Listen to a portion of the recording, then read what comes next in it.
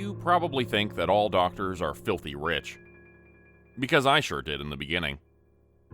8 years and a fistful of premature gray hairs later, I'm just a few $100,000 poorer than broke. That would matter if I had a family to provide for. But the long hours in med school have led to an end of my last relationship. I was in a take what I can get and be grateful situation.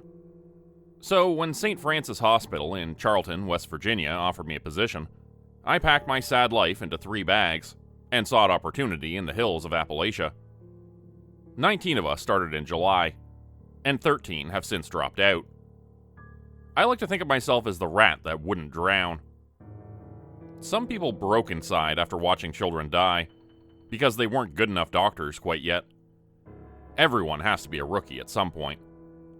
It's doubly hard when you have to inform the dead child's parents, who then beg you to tell them different news, or scream that they want to die, and just please kill them with whatever drug takes away the pain. But most of my incoming class couldn't handle the chief of medicine. Dr. Vivian Scrit is, without a doubt, the biggest bitch I've ever met. Now I know why. 19 of you start today, and we've got a pool going with bets on how long each of you will last, she told us on day 1. Don't feel any pressure, folks. I've talked with each of you in private, and my expectations are very low. She peered condescendingly over her thin spectacles, snorted, then turned around to walk away. You should know when to follow me and when to stay away, because I'm not going to waste time explaining what you should figure out on your own. We gawked at one another, all feeling weak and small, then scampered after her. I was last in line, and felt out of place taking even that much. You should have the list of expectations for St. Francis, Dr. Scrit explained as we walked on, not bothering to look at us as she talked. I printed 18 sets of rules so that you would have to challenge one another for them, knowing that one of you would be left behind. An icy cold settled in the pit of my stomach as I saw everyone look down at a list of rules that only I did not have. If you cannot follow these rules, there will be no place for you in this hospital. It most likely means that you are unsuited to be a doctor, and should consider a profession that demands a weaker mental aptitude. At that, she turned around to face us all. And if you think that I'm the type to give second chances after a mistake, you're woefully unprepared for the world of medicine. She stopped and looked at each of us in turn, apparently expecting a response that no one dared to offer. Well, she shot out in exasperation. Why are you standing here? People are dying. Get to work. No one wanted to show me their list of rules, so I had to wait until one of my classmates died. It took nearly a week. I was working at 3 a.m., because I had only been on the clock for 10 hours. I was rushing into another room so that a patient wouldn't know I was Googling his symptoms.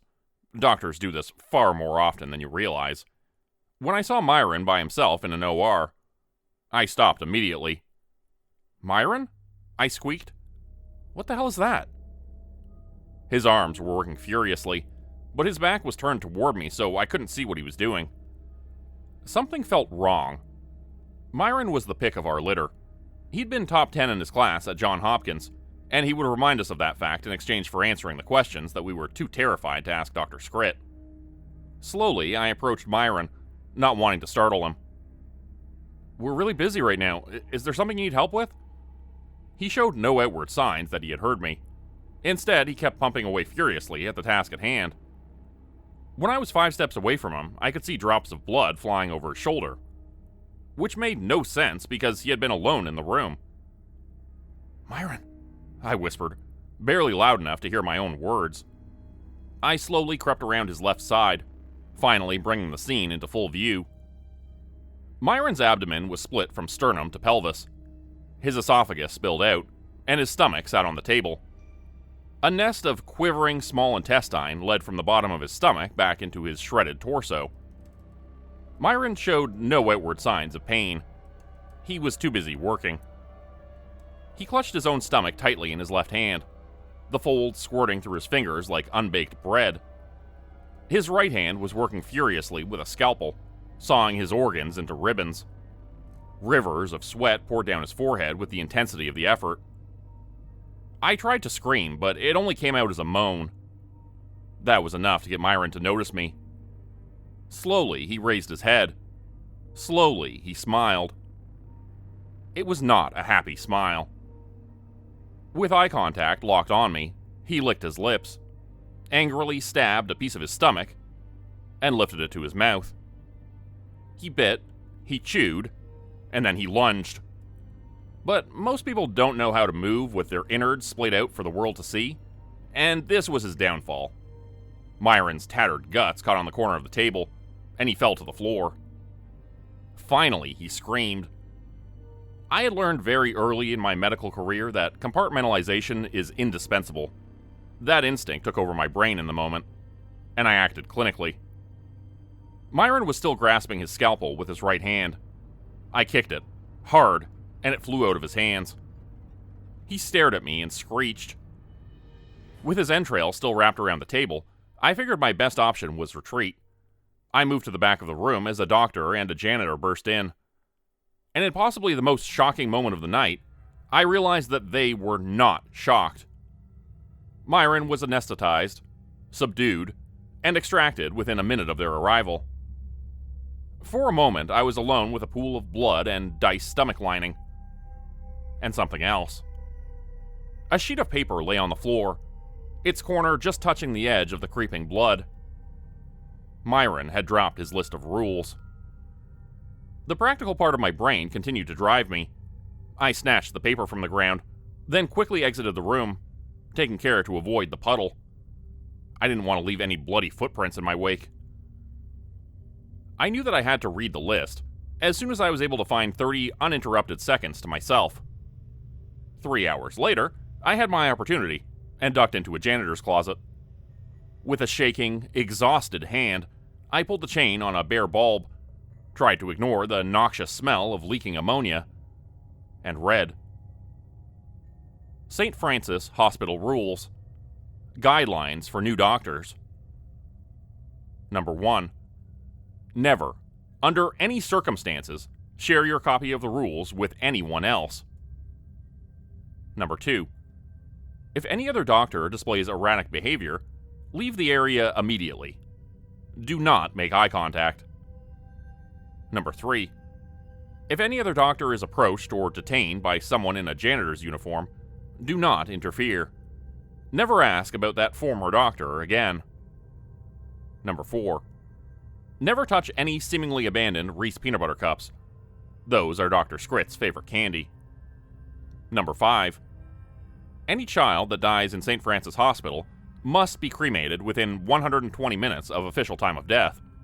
If you suspect this rule has been broken, alert Dr. Scrit, and the hospital will be evacuated. Number 6. There is no children's burn unit at St. Francis Hospital. If you find yourself there, continue walking until you return to familiar territory. This usually requires traveling in a straight line down the central hallway for 47 minutes. You will not reach a wall during that interval. Number 7. This rule is on a need-to-know basis. Number 8. A small quantity of sulfuric acid is kept in every room. This is only intended for use on patients with severed spinal cords. If they attack, a hypodermic injection of H2SO4 into the cranium is the only way to subdue the subject. Number 9. The morgue must house at least 13 cadavers at all times. Number 10. If you find yourself on the hospital roof with no memory of how you got there, you have only 2 choices. Either wait for an extraction team to find you, or jump 4 stories to the sidewalk on Court Street. Number 11. If you see room 1913, do not look directly at the numbers. Do not open the door. This is, by far, the most important rule. My heart stopped when the door opened. Dr. Scrit was staring at me. What little emotion shined through her exterior seemed to be surprise.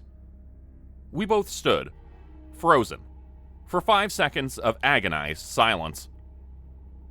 Dr. Aphelis, she drawled gravely. I'm shocked. She stared down at the blood-stained list of rules in my hand. I reached for words. Any words. Because literally any response would make me look less guilty than I did in that moment.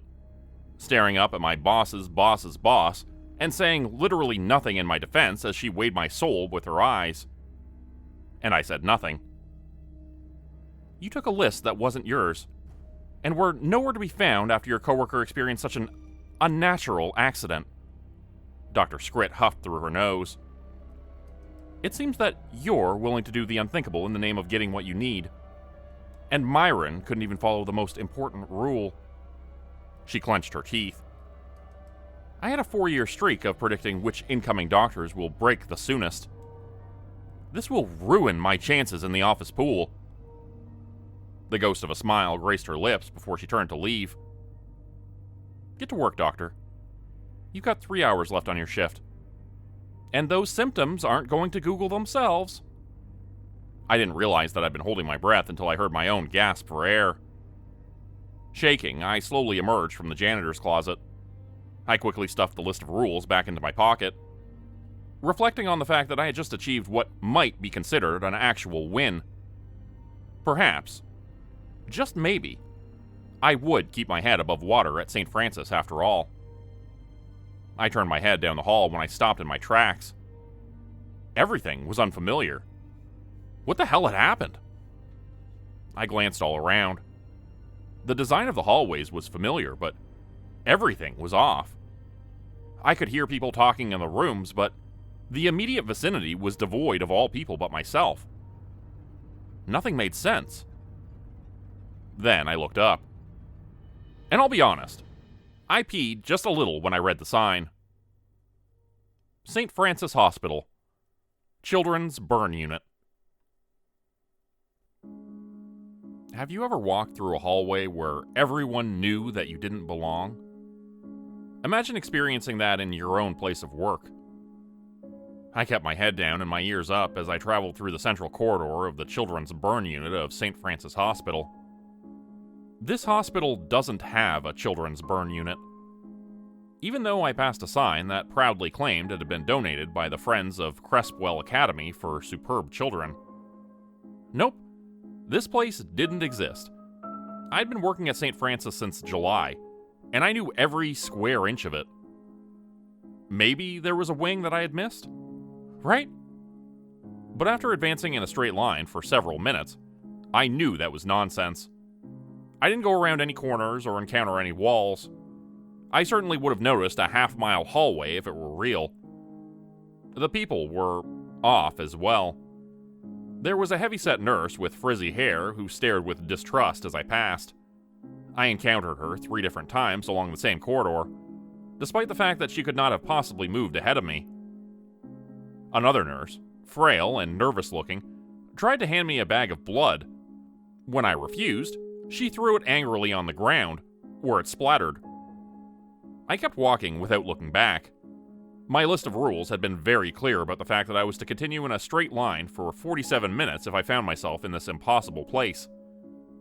I glanced down at my watch. It was 3:09 a.m., 6 minutes since I'd arrived in this impossible corner of hell. The employees became more insistent as I walked on. "Doctor," a resident yelled at me as he jumped out of a room. "The patient is coding. We need you, stat!" I carefully avoided eye contact as I moved past him. "Doctor!" he screamed. "You're killing her!" I wiped away a tear as I continued forward, ignoring the unholy scream that came from that room. I had heard enough patients to know what a death wail sounds like, but I had no choice. A minute later, I came across a pool of standing blood. It reached across to both walls of the hallway and stretched 20 feet in front of me. As I watched, I could see it growing. A surly-looking man in a janitor's uniform stood by, arms crossed, staring at me. I didn't think he was actually a janitor. Without slowing down, I plodded through the blood. Squish, squish, squish. Damn, these were my favorite pair of Crocs. I entered a clear patch of hallway and checked my watch. It was 3:22. I'd been walking for 19 minutes, which was 13 longer than last I'd checked. The newfound quiet was more unnerving than the blood had been. Then, slowly, I could feel tension growing in the air. Imagine a strange man standing 2 inches behind you, who you can smell but not see, as his breath warms the back of your neck. That kind of tension was coming from the room ahead. Slowly, the door came into view. I could see the numbers 191 before I closed my eyes. I kept them shut tight as I went by. Vertigo nearly sent me tumbling as I passed the door. I didn't care about the possibility of walking into a wall. I kept my eyes closed for a long time after that. Miraculously, I didn't hit anything. When I finally opened them again, it was 3:27. 24 minutes to go. That's when the hand tugged at my back. "Can you please help me?" squeaked a terrified voice from behind. I stopped walking. I considered my options. Then I continued forward. "Wait," he cried. "Please, I'm really hurt and I need your help." He grabbed my shirt again and started crying. I wiped both eyes and moved onward. The greatest challenges make us grow, but that feat is achieved through forcing some small part of us to die. Children only have the energy and drive to play outside because the world hasn't yet extracted its inevitable due. I knew that I had to obey the rules, but doing so killed a little piece of my soul. I'd become a doctor because I had believed that I could give all of me to a cause, and keep getting out of bed each day without a diminished sense of purpose. But as I listened to the child walk behind me, crying loudly and begging for help, I accepted the fact that part of me was never coming out of that god-forsaken burn unit. I passed the heavy-set nurse again. Her eyes bulged as she saw the boy. "Doctor," she yelled, "you need to help that child." I walked past without acknowledging her. "Doctor!" she screamed. "What is wrong with you?" I ignored her in the same way that I dismissed all the nurses, doctors, and patients who gawked at the boy in my wake. No matter what they shouted, I pretended not to hear them as I moved onward. "What happened to him?" "Him? What happened to her? Why would anyone ignore a child in that state?" "Should we help him?" "No. The boy is her responsibility." The tears wouldn't stop, no matter how many times I wiped my face. I passed a doctor and another janitor. I recognized them as the people who had extracted Myron from the OR. They stared, arms folded, judging me as I went by. "Figures," the doctor explained to the silent janitor. "She wasn't there for her little brother either." I broke. I let my body double over and cried openly. Deep, ugly sobs heaved from my diaphragm, convulsing my frame as my mind teetered on edge. But I didn't stop walking. Doctors can compartmentalize when facing issues of life, death, and my life depended on constant movement. The boy clutched my shirt as I wailed, and we walked. For no less than 3 miles, I endured the most bizarre trial of my life. A sudden change in the acoustics prompted me to look at my watch. 3:51 a.m.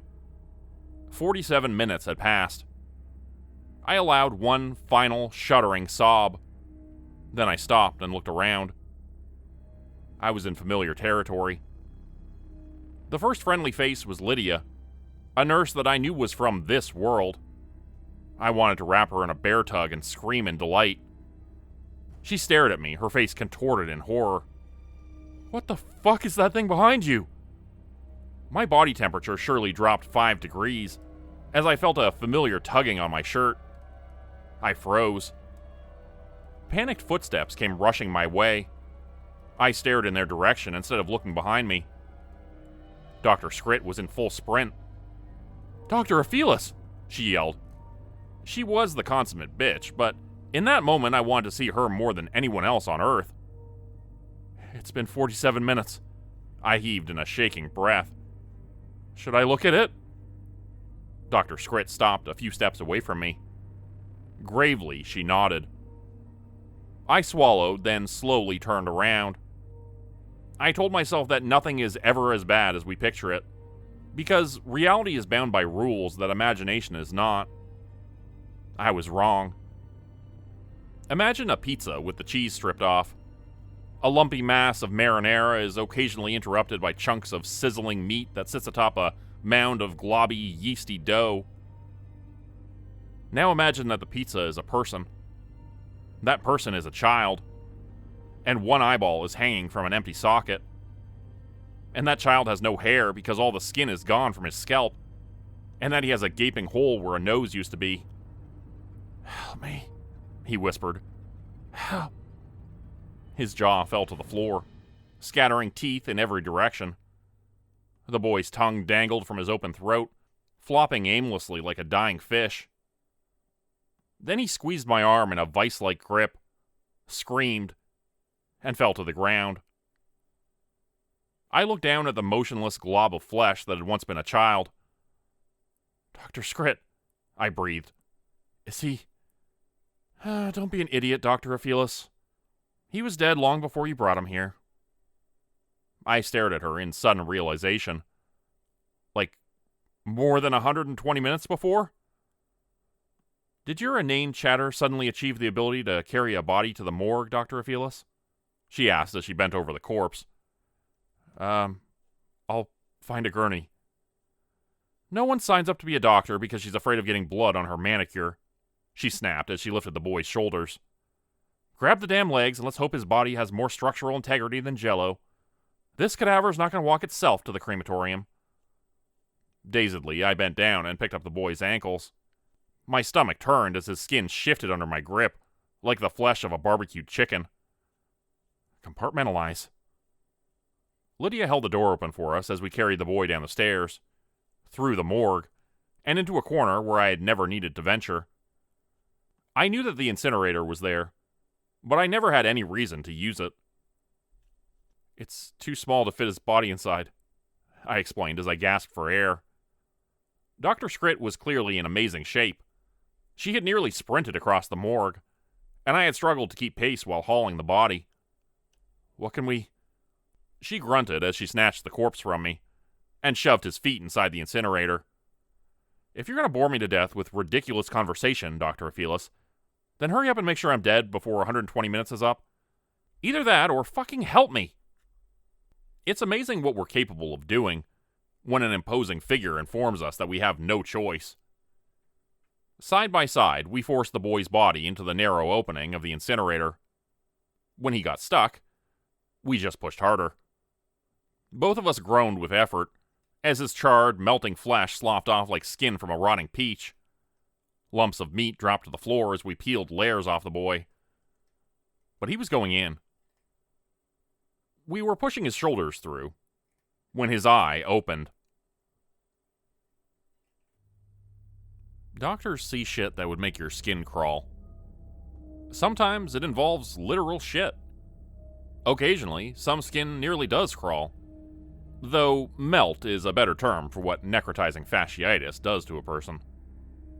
But no textbook could have prepared me for the moment that I stood shoulder to shoulder with the chief of medicine, forcing the decaying body of a charred kid into the incinerator, as his one functioning eye glared back at us in hateful judgment. He was wedged in the narrow door at the shoulders, with only his head sticking out into the room with us. His jaw had long since fallen off, and the rotting tongue danced above his inverted face like a charmed snake. "Dr. Scrit," I whispered in a quavering voice. "What are we supposed to do? We're bound by primum non nocere, so don't we have to—" "You're bound to help the living, Dr. Aphelis. Which includes me, and possibly yourself, if you help me out right fucking now." She grunted this while moving her hands to the top of the boy's head. As she pushed, the entirety of his scalp slid off like a flaky scab ripped from a wounded leg. A fresh, clean, white skull shined from underneath, as the boy's torn skin dropped to the floor like so much ground beef. "They're easier to grab without the skin. Push down on its head." Then she batted his tongue away like an annoyed fly, and pressed deeply into his shoulders. Her fingers disappeared into his flesh like a boot into thick mud. Dazed, I pushed against the boy's exposed bone. I was shocked to realize how cold it was, and how it twitched as he fruitlessly tried to bite me with a jaw that didn't exist. I hate to give away the ending of this story, but you're going to be real surprised what this thing can do in about 10 seconds if you continue fondling it with the restrained intensity reserved for jerking off an octogenarian. Push! She yelled as she leaned in. The body slid into the incinerator with the gentle resistance of a bowel movement. Once inside, the boy screamed. Dr. Scrit shoved me violently aside, slammed a padlock into place, then spun the dial. I looked back at her in shock, She was a bitch, for certain, but she'd never touched me before. Still, I was a first-year intern. The chief of medicine could pretty much force me to eat pus and call it ice cream. "Dr. Scrit?" I asked shakily. "Why did you put a padlock on the incinerator?" The shrieking from beyond the lock was loud enough to shake the floor. "Turn it on," she commanded me. "Where are the—" She pushed me away once more and frantically clutched at a series of buttons that had been behind me. "Dr. Scrit," I yelled in response to the shove. "Why are you—" Slam, slam, slam. The padlock bounced as the incinerator door was hit from the inside. A chill settled over my body, even as the temperature grew noticeably warmer. "This is a custom incinerator," Dr. Scrit explained as she grabbed my arm and pulled me away from the door. "It will heat up very quickly, so stand—" Slam, slam, slam, slam. The pounding from inside the incinerator grew more forceful. I actually wondered if the padlock would hold. It flailed wildly back and forth with the rhythmic hitting. Crunch. "It's at 200 degrees, Dr. Scrit called as she looked toward the gauge. "We need to get it to 2,000. My head swam. "Most medical incinerators can't even get that hot." Crunch. Dr. Scrit turned to face me. "You're right, most can't." She looked back. 500 degrees. I gaped at her. "Is it really heating that quickly?" She betrayed no emotion in her response. "Can't you feel the change in the room?" For the first time, I realized that I was sweating profusely. "How am I this hot? We're standing 10 feet away." "So we'd better back up," she continued. 1100 degrees. Slam. With a light tinkling, a tiny screw fell to the floor and rolled away. "Dr. Scrit," I breathed quietly. "I know you're sorry that it took so long to get the boy here." She paused. "We're all sorry." Crack. "Dr. Scrit, the door to the incinerator." 1500 degrees. A wave of heat squeezed fresh sweat from every pore. "I don't know if it'll hold." Crack. 1700 degrees. "The padlock is bending. The metal will melt." "That's why we keep hundreds of padlocks in reserve." Slam, crunch, crack. We both stopped breathing. A hand-shaped indentation had slammed into the metal, warping it from the inside, and leaving a seemingly impossible mark. We waited. 1913 degrees. We waited longer. Nothing happened. Sweat stung my eyes so badly that I couldn't see. When I wiped it away, I found that my arm was even saltier, rendering the pain worse. "I think," Dr. Scrit uttered in a voice just above inaudible, "that I stopped it." I stared through the shimmering heat waves radiating from the incinerator. Lumps of shorn flesh lay on the ground nearby. The smell of roasting carrion wafted through the air and gently tickled my gag reflex. I released the breath I had been unconsciously holding. "So, we're safe?" The door to the morgue slammed open, and another intern sprinted inside. I recognized him as JD, a nervous guy who looked like he was in perpetual shock. "Dr. Scrit," he called across the room. "It's Dr. Brutson. Rule 10. Despite the heat, a chill settled over the room that could have frozen my ass cheeks together. "Prepare an OR, now!" She shot back authoritatively. He quickly disappeared. She turned to sprint out of the room. "Dr. Scrit," I called back. She wheeled around to face me. "What should I do about the incinerator?" She stared back like I had a dick instead of a nose. "You should learn to know when things are dead, Dr. Aphilis. Enough haunts our lives without us carrying around those who have been left behind." Then she turned around to rush out of the room.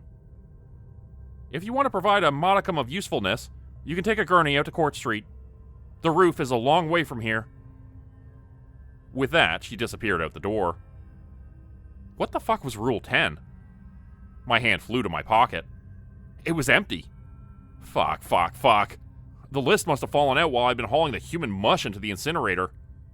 I'd needed a classmate to die before I could see the list of rules. But once it was so easily accessible, I'd just taken it for granted. I swore to learn a lesson from this, and knew that I wouldn't. I'd read the rules once. Why would I need a gurney? I decided to sprint outside and find out what was happening first. The chilly night air latched onto my cold sweat, sending chills into every crevice of my body. I ran.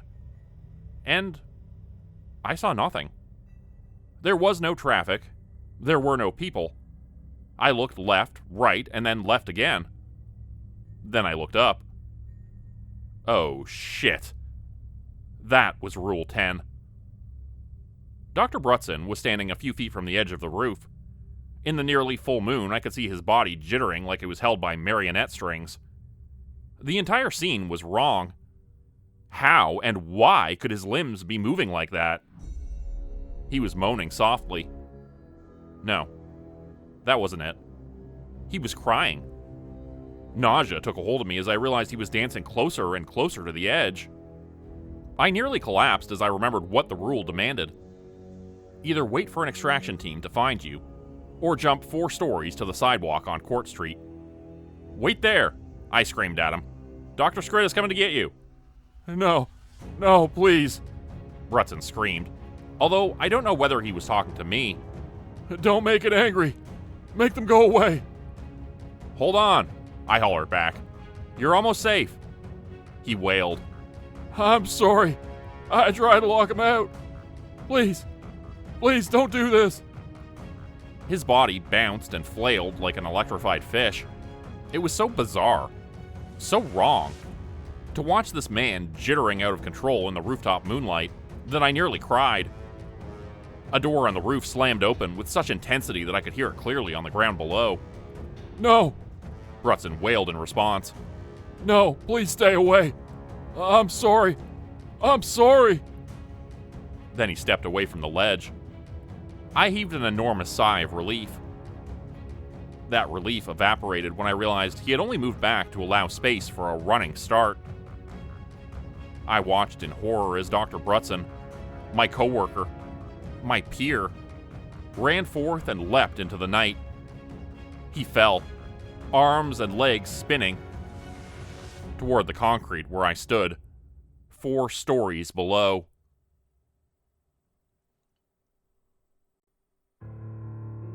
Being a doctor destroys the assumption that certain things are impossible. Most people carry around an unconscious belief that the human body is sacred in a way that protects it from an uncaring world. This is not true. Imagine the last object that broke unexpectedly. Did a dinner plate shatter into granules and shards when it slipped away out of your soapy fingers? Perhaps you saw a watermelon roll off a grocery store display, splattering its fine, sticky goo across a 10-foot radius. A human body can do that. A person you love can be so damaged. Yet I hoped, perhaps foolishly but still passionately, that whatever unnatural force had breathed into the corners of St. Francis would show mercy to Dr. Brutson as he flew to the ground. That was, of course, a stupid hope. The full moon illuminated each detail as he slammed against the cement with an ugly splat. His feet hit first, pathetically unable to reduce any momentum, as his ankles bent and he undoubtedly shredded both Achilles tendons. His knees followed, crashing into the ground and shattering both patellas. Dr. Brutson's body pitched forward and fell all at once, with his head bouncing back like a rubber ball. A light spray of solid objects hit my ankles, and I knew right away that his teeth had blown from his head like popcorn. For half a second, the night was still. Then the convulsions began. I closed my eyes and took a slow, rattling breath. Compartmentalize. I could hear his torn, hollow cheeks flapping with the power of his spasms. Compartmentalize, or someone else will pay for your failure. I opened my eyes. I dove to Dr. Brutson's side, taking in everything I could at once. Facial lacerations with severe hemorrhaging. Nothing apparent on the back of his head, since his front absorbed the fall. Compound fracture of the spine, likely internal bleeding, likely fractures of both tibia. There was more, of course, but I had to check his breathing. Well, not really. I could hear his unholy gasps for air, and the spurts of blood told me that he had a pulse, but his artery, Likely one of the subclavians was ruptured. That's not a good sign. I scrambled around his twitching body and pressed firmly on his upper back, stemming the geyser of blood. "What the hell happened out here?" a voice screamed from across the sidewalk. I looked up to see Lydia being followed by one other nurse. They must have run outside after hearing the screaming. And the splatting. "I need a gurney and a neck brace, stat. Prep an OR, we're going straight into surgery." I felt detached as I got to work. For a few moments, my hands moved of their own accord, following their implicit duties as the emotional part of my mind understood that it needed to drift away. "It's your fault there's no gurney here," a little boy's voice whispered softly into my ear. "We tell ourselves that there's nothing we could have done to take away someone else's hurt. That's usually a struggle to believe, because it's usually not true." I didn't cry. I was too busy combating exsanguination, while trying to avoid compromising the exposed spinal column of a convulsing man. "You know that he's going to die. It won't happen right away. Will it be 10 minutes? Or 20? The timbre of his voice, nearly musical, could have passed for any young child's teasing, if it weren't for the years of sorrow running deep beneath his words. Lydia appeared with a team of nurses and JD, the first-year intern who had alerted us to Brutson's rooftop stroll. I was still in charge. I was still trying to save him. "He's stable, let's move," I ordered once we had gotten him onto the gurney. We met Dr. Scrit, who was running toward us, as we rolled him into the hospital's front entrance. I met her eyes only once. It was enough to tell me just how badly I had failed by ignoring her instructions to take the gurney outside with me. I took the judgment and pushed it deeply into my chest, allowing utter clinical focus on the task at hand. I knew, in a distant sort of way, that this failure would cut my mind in its deepest places once I had decompressed enough to examine my hurt. I would recover from it, but would never be entirely whole again. Each mind is a tapestry of tattooed mental scars that are at once both public and invisible. The richest portraits tend to speak volumes in the silence between words, and most of us are paralyzingly afraid of hearing ourselves if we listen too closely. "Monitorize the patient. Attach an ECG and the defibrillator." His convulsions had stopped. So had the blood spurts. "What's his BP?" Lydia looked closely. 140 over 100. She responded grimly. "Where else is he bleeding from?" "His internal lacerations are worse than we thought. I can see the spinal cord." "Patient isn't breathing. Get him intubated. His trachea is too damaged. BP is 170 over 130. 17 over 13. He's still losing blood somewhere. We can't stop the internal bleeding. Patient's still not breathing. The spine is exposed in 3 places. BP is 19 over 13, doctor," Lydia explained softly. At those words, the heart monitor shot off an angry beeping noise. That's when his body convulsed once more, as though every organ was sneezing simultaneously. Sudden capillary ruptures burst sprays of blood through his eyes, nose, ears, and broken mouth, like a blood zit had exploded from within. "We need to—" "Doctor," a voice cut through the din. I looked up to see Dr. Scrit looking expectantly at me, then at the clock on the wall. No. I didn't want to call time of death. As long as the work continued, I was able to avoid confronting emotions that I could domesticate but not tame. Dr. Scrit raised her eyebrows at me. I let out a soft breath of air. Time of death. 4:32 a.m. "I'd like to see you privately, Dr. Aphilis." "Okay, I have to finish here and now." I don't know if Dr. Scrit had any unnatural powers of her own, but she had an undoubtedly uncanny ability to inform me of what I would be doing before I had consented to it. Which is how I found myself trailing behind her, on the journey to the office of the Chief of Medicine.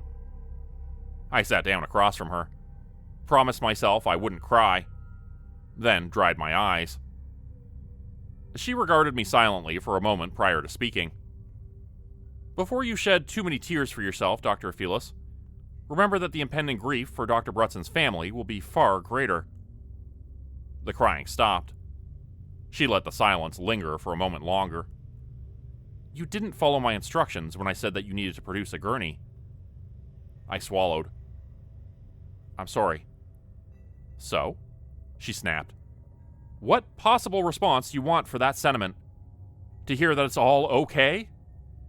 I didn't respond. Well, I'm not going to tell you that. It isn't okay. I couldn't endure the suspense any longer. Am I fired? I should probably go before Dr. Brutson's family arrives. I could barely hear my own voice.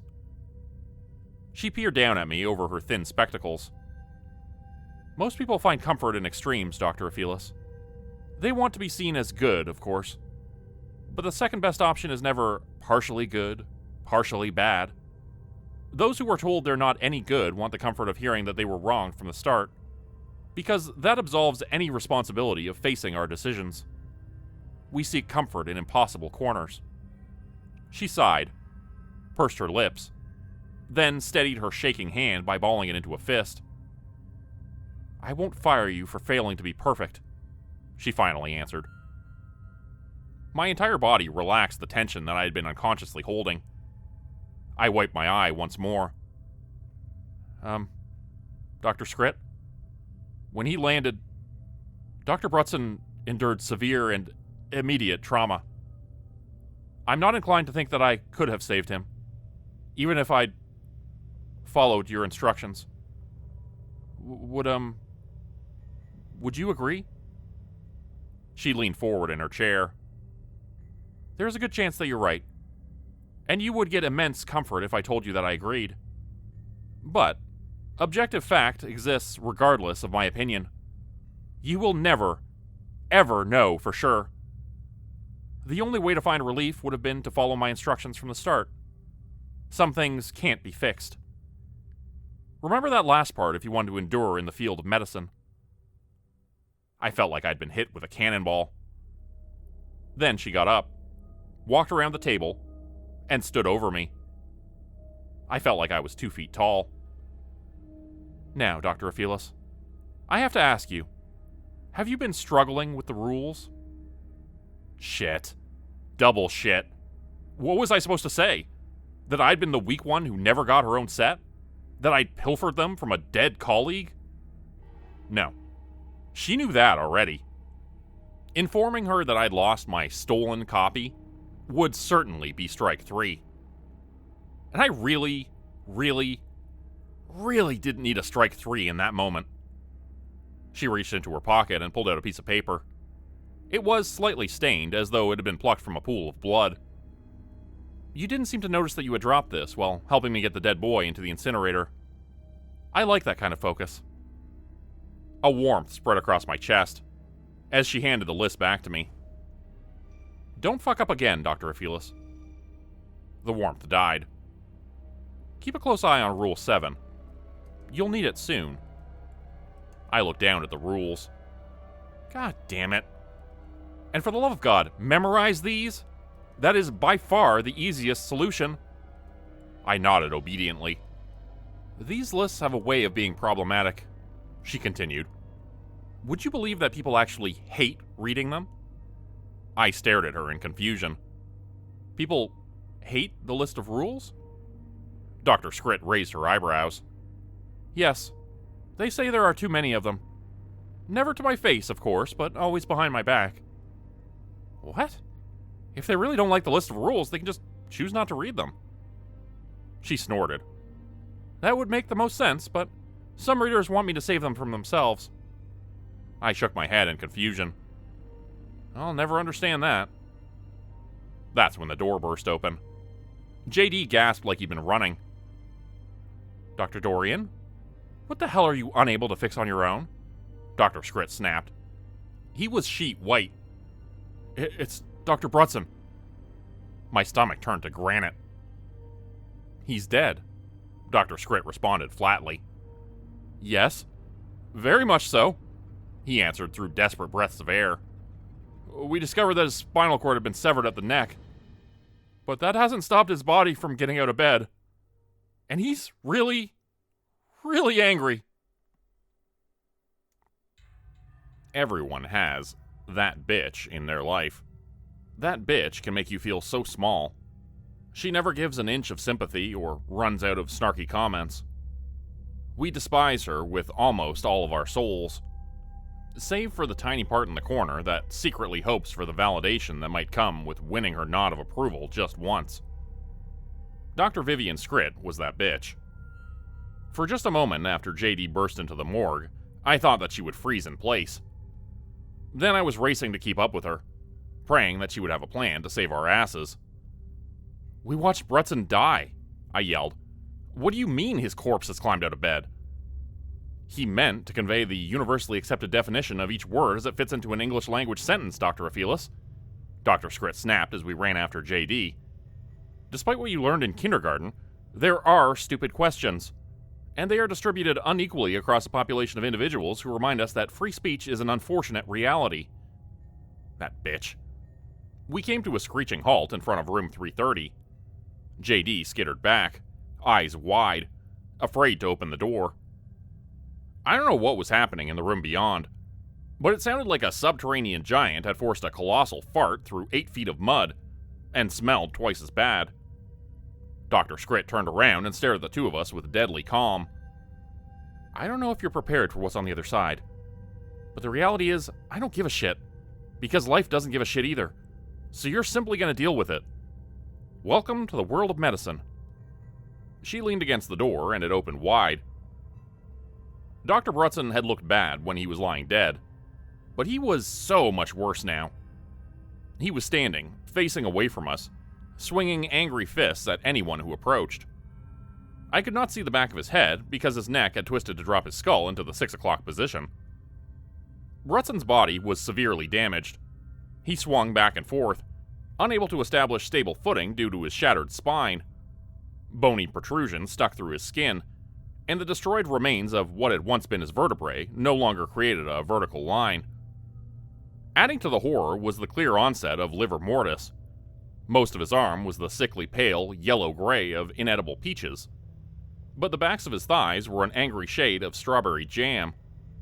Tiny lacerations endured in the fall were squeezing concentrated blood through his skin like a jelly donut. Then he turned around. His head was dangling by shredded skin, swinging upside down from what had once been his neck. His jaw flapped aimlessly, revealing a destroyed mouth that had recently vacated its teeth in an unholy enamel spray onto my ankles. Cassie Endelman, another first-year doctor in our class, lay in a corner. Her neck was clearly broken. It looked as though she'd been hurled against the wall at great speed. The analytical part of my brain understood that she had died before she hit the floor. Lydia, the nurse, stood on the other side of the room. She was holding a shaking hand in front of her, slashing a scalpel at Brutson's spinning arms as he approached. "Dr. Dorian, on my left," Dr. Scrit yelled over Brutson's growling. We turned around to see an empty space where JD had once stood, the sound of echoing footsteps reverberating down the hallway. "I see Dr. Dorian wants to learn one of our rules the hard way," she heaved, before turning to glare at me sideways. "Dr. Aphelis, this has to happen now, so listen very carefully. When life gives you lemons, fuck it." She bent low and lunged at Dr. Brutson's flailing corpse, slamming him against the wall. "Nurse, grab his arms, pin him down. Aphelis, open the cabinet in the corner." Lydia jumped into action, clasping his wrists and pushing him back. For a moment, Brutson was still. Then a guttural roar shook the walls, and his shaking told me that he would soon overpower his two captors. "Decompartmentalize." I turned away from them and reached for the cabinet. I had both hands on the handles when I saw it on the door. 1913. It hadn't been there before. No cabinet was numbered. That's not how cabinets work. This number had appeared, suddenly, just for me. And this time, I definitely remembered the rules. I hesitated. Brutson screamed. "Dr. Aphelis, this is not the time for slapdickery. Hurry!" Dr. Scrit commanded. I didn't move. When Dr. Scrit spoke again, it was in a suddenly softer, yet still deathly urgent tone. "Only you can see what's in front of you right now, Dr. Aphelis. But there comes a time when you have to make the decision that you'll most be able to live with, and you don't have time to think." I breathed deeply. "I can handle this. I told myself as I opened the door. I was wrong. Timothy's body lay crushed on the floor, flattened into a disgustingly small shape for a 6-year-old. Yet he was still undoubtedly my little brother, staring up at me in slight judgment and great sadness. The right side of his body had been burned into charcoal, but the left side was perfectly preserved. The worst part, though, was the hazy middle where healthy skin and barbecued flesh united to create a horrified mockery of my brother's face. His right eye socket was empty. His right cheek was gone. The teeth on that side were still present, because without any skin to close his face, I could see deep into his tiny head. He licked his lips with a blackened tongue. "Why'd you leave me, Ellie?" I froze. "Dr. Aphilis, we need you now!" "You've only come back because you need something from me. Is that right, Ellie?" my brother's corpse asked. I sobbed. Lydia screamed, and the sickening sound of breaking bone echoed throughout the room. "Why didn't you come in time to save me, Ellie? Why are you here now?" I struggled to speak. Then I saw it. A cartoonishly large syringe, clearly made of carbon steel, with a bright yellow H2SO4 printed across it. The needle was hidden, and I knew that it would spring forth once triggered. Timothy was clutching it in his sinewy fingers. "I need that from you, Timmy," I whispered. He clutched it tighter. "But why didn't you need me?" Lydia screamed again. "Time is almost up, Doctor." "I am so sorry, Timmy," I sobbed. "I didn't want to leave you. I know you don't understand, but please tell me that you know I love you." The tears rained down uncontrollably. "How?" he responded sadly. "How can I know that you love me if you left me to die?" "Dr. Aphilis, decide now." "I'm going to take this, Timmy. But I love you so much. I'm your favorite big sister, remember?" He stared back with chilling sobriety. "If you take this from me now, Ellie, I'll always know that you only came back when you needed to help yourself, and that you chose to leave me behind. You'll never see me again." "No," I whispered sadly as I plucked the syringe from his weak grasp. Then I turned away from the ghost of my little brother and ran to the place where I could make a difference. Lydia lay on the floor with both arms bent at unnatural angles. Brutson had Dr. Scrit pinned to the ground. His hands were wrapped around Dr. Scrit's wrists, and she was unable to resist as his stronger arms reached out to squeeze her eyeballs.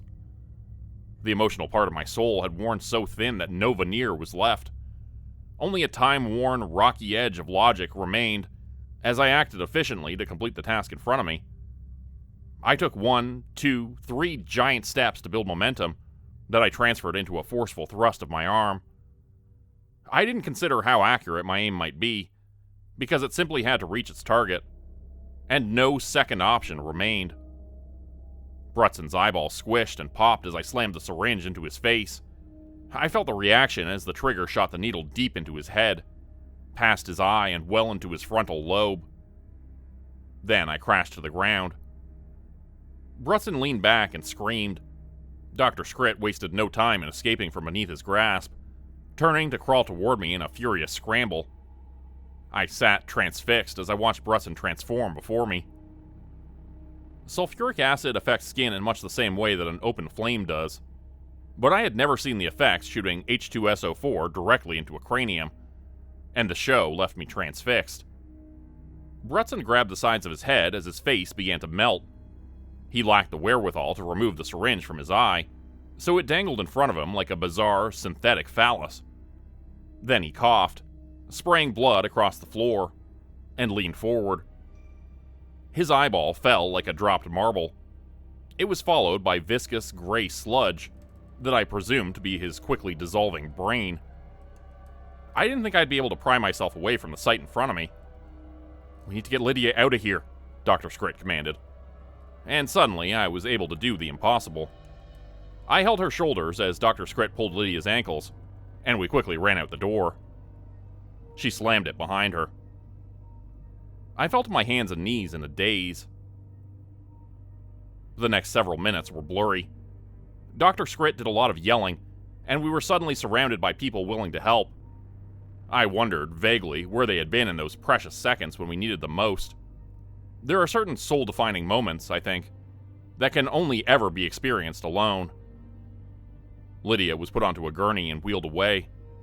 The same doctor and janitor that I had seen twice before walked quickly into the room, spent a short time inside, then darted out quickly.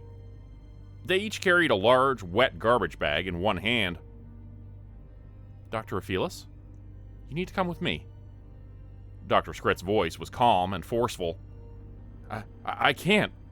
My brother's in the closet," I mumbled before a wave of emotion silenced me. "No, Dr. Aphelis. He isn't." "I have to go back," I squeaked. "Ellie," she whispered. "You can move forward or you can stay in place, but you can never, ever go back. Now, will you follow me?" I hesitated. Then I stood. Dazedly, I moved until I found myself sitting across her desk for the second time that night. Life always moves slower or faster than we'd like, but never at the right pace, she explained calmly. Tonight, things have been going faster. She looked down at me over her thin spectacles. I returned only silence. She nodded to herself. "We need to do this quickly, and I won't repeat myself, so listen carefully." She cleared her throat. "The time has come, Dr. Aphelis, to tell you about rule number 7.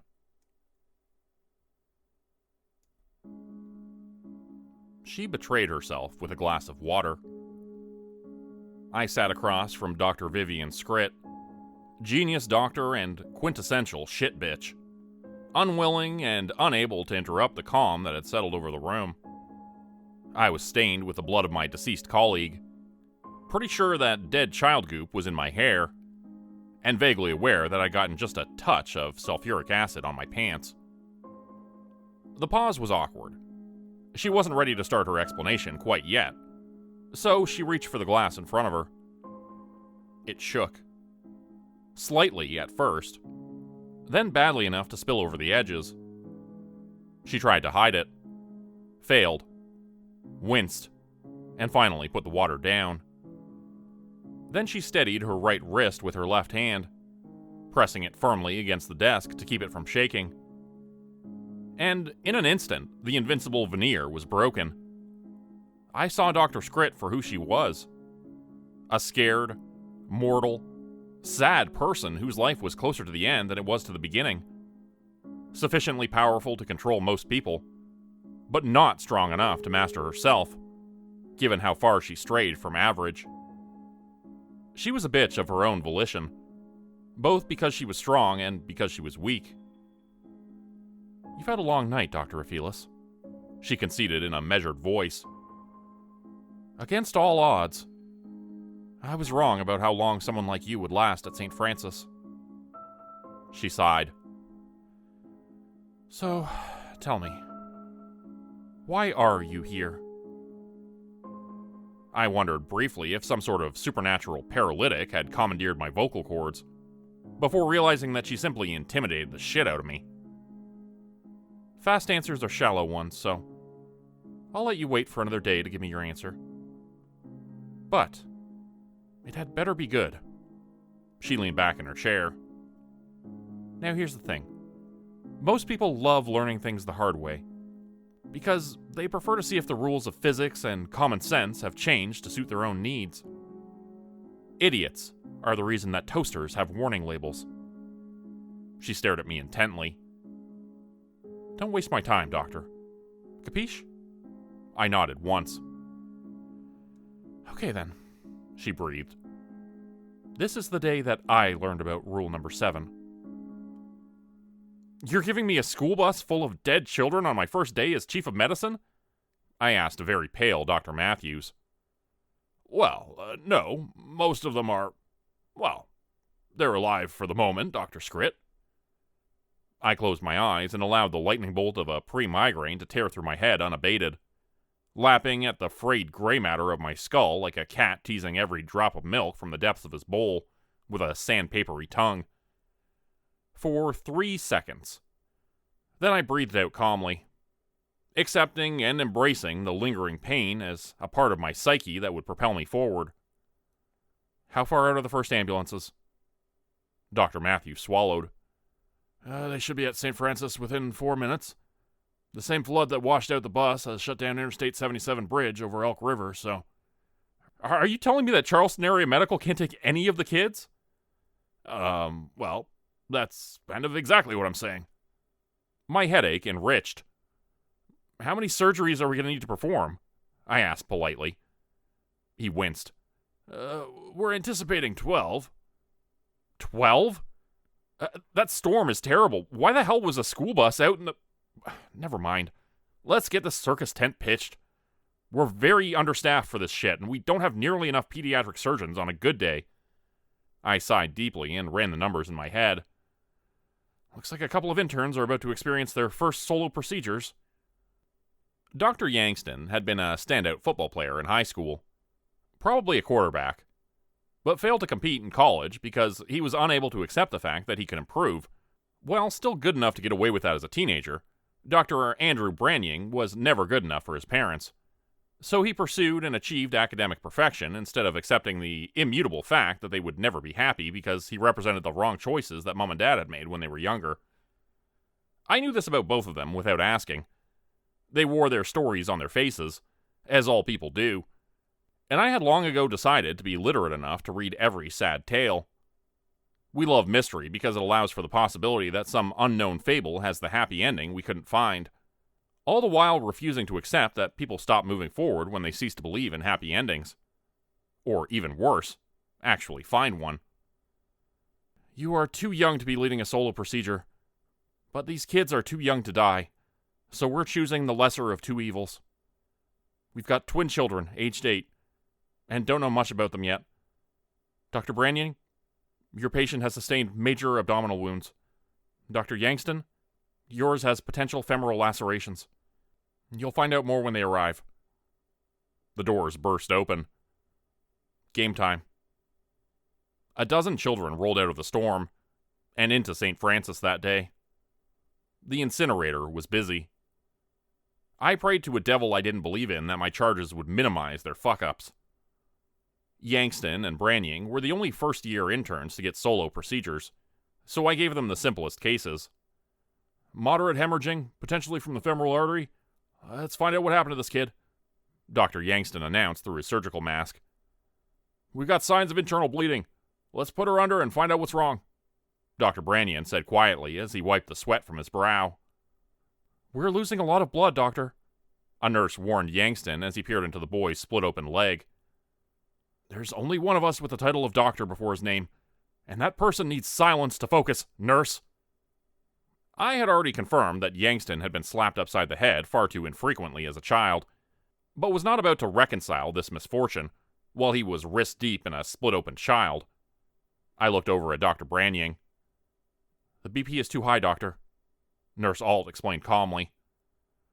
12/8. Everything's fine, Branning responded. I think your BP is too high, Doctor. She winked. Relax. You got this. The sweat glistened on his forehead as he nodded. I glanced back around. He's lost nearly 1,000 ml of blood, Doctor. We need to act now.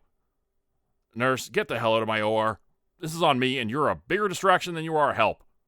She turned and stalked off immediately, eyeing me angrily as she passed by Dr. Branning's OR. The good news is that no major organs or blood vessels are damaged. Bad news is that this piece of metal is lodged deep in her spleen, Branning noted. Remove the mesh. We need to do a splenectomy. It has to be now. That's when Yangston's patient started coding. What the fuck is wrong with him? Blood loss is too great, Doctor. I checked the blood loss. His numbers are fine. Those numbers are fine for an adult. Is this your first time working on a child? We performed the hemogram test. Did you even check the results? Yangston's face turned bright red against the white surgical mask. You need to get the hell out of my OR, nurse, Your patient's coding! Now! My own heart had stopped at that point. I was plunged into complete vertigo when I heard Dr. Branying's patient coding right behind me. What? What happened? You cut his splenic artery, Doctor. Alt responded flatly. I'm sorry, he wailed. My hands were shaking. I'm so sorry.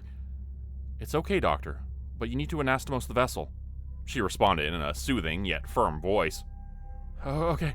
I can't stop shaking. Just give me a second. We don't have a second, Doctor. She's losing blood.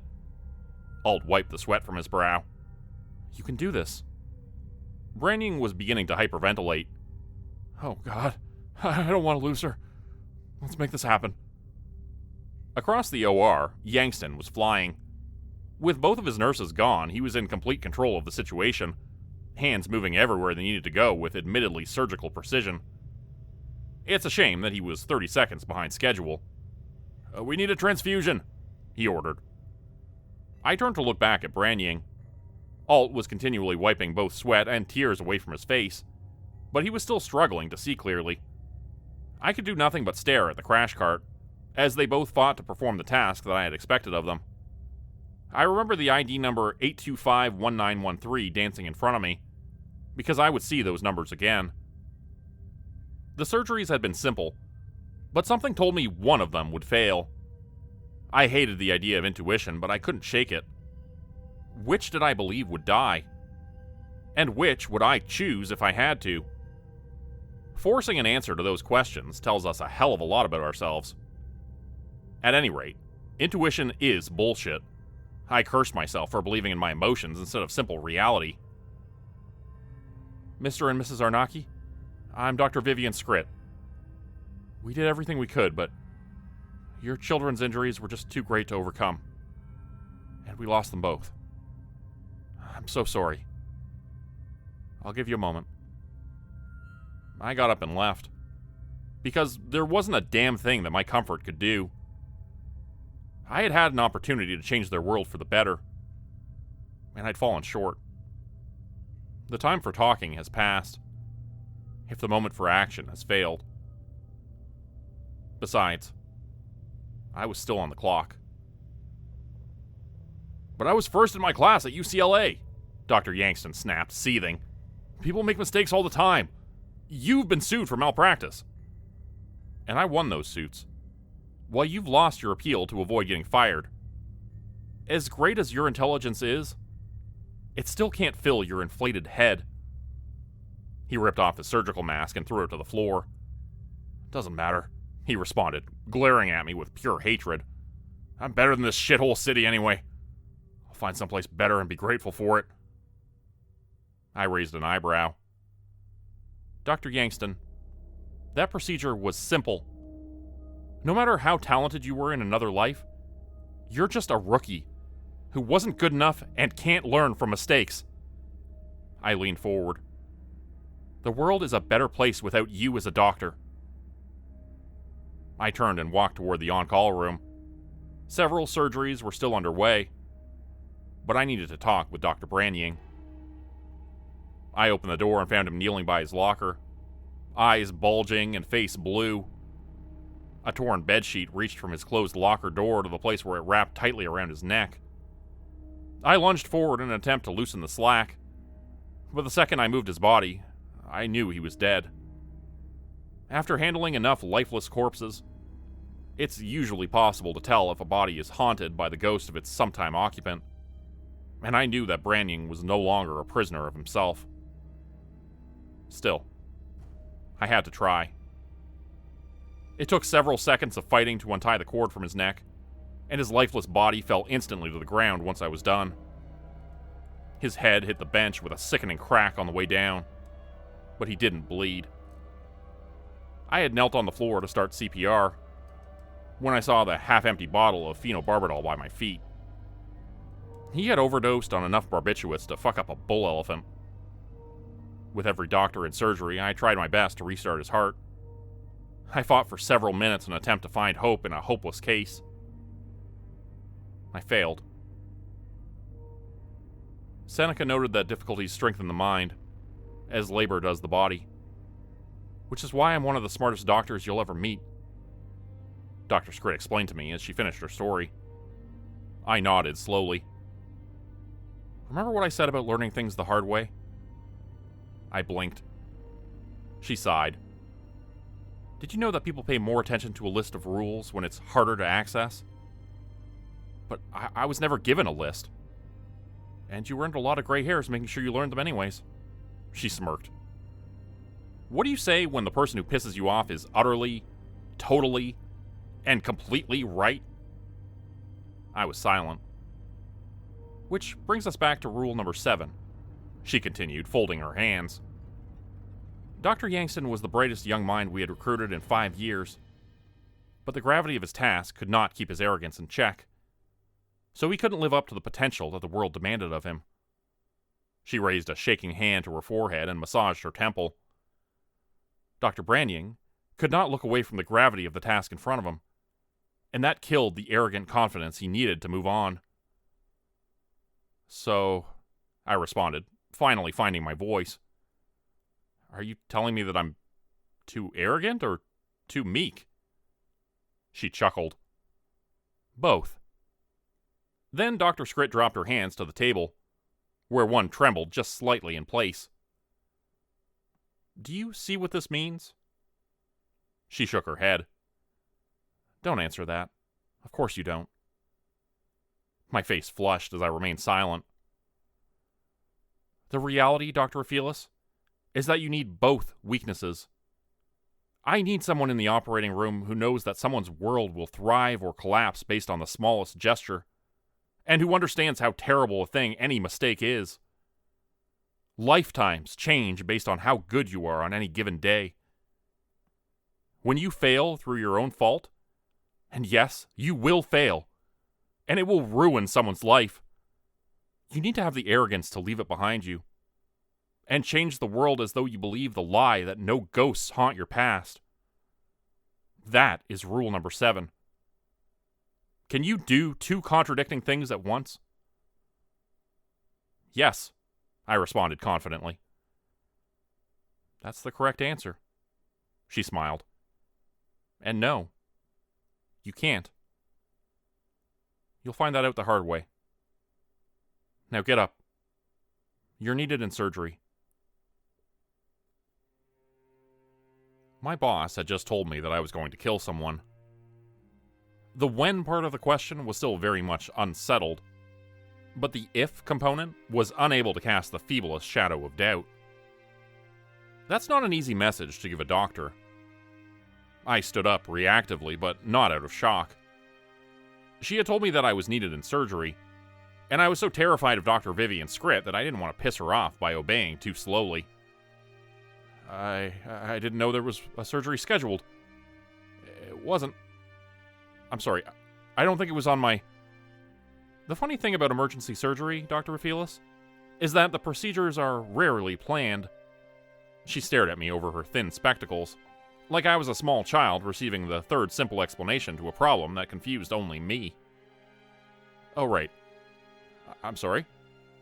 I turned around, then wheeled immediately back, the blood on my Crocs making me slip just a little bit. Why am I going into emergency surgery?" My voice shook like I was doing something wrong. "If a patient is counting on me to help them, that would make you a doctor," she explained with a note of finality. "Dr. Dorian is waiting for you in room 825. I breathed deeply. "Okay. Will we both be observing the procedure?" "He won't be observing much of anything, Dr. Aphelis," she explained condescendingly. "Patients under general anesthesia rarely know what's going on. That's kind of the point." I felt my jaw drop. I didn't know if I looked stupider when I reacted with shock or if I appeared unaffected, so I tried to stand in the middle ground of ambiguous social feedback that had defined my awkward period between birth and death. She wrinkled her brow at me. "I can tell by your reaction that you're focused on satisfying my expectations. But eventual failure is easier to accept if you concern yourself with the objective result, at the expense of fleeting social expectations. Run." I made it to room 825 in under 2 minutes. JD was lying, unconscious on an operating table. I had just seen him, a few minutes earlier, when he ran out of an OR that had held a very angry corpse of Dr. Brutson.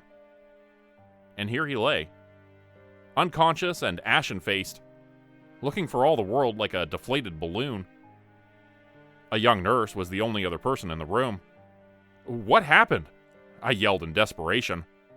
"Don't know. The patient is monitorized and we're waiting for an ECG readout. BP is 10/6 and dropping. No external lacerations, no sign of internal bleeding or trauma." I grabbed my hair and pulled tightly. JD wasn't a patient. He was a person, and this suffering made no sense. Just like Brutson's agony and death. Or Myron's inexplicable auto-cannibalism.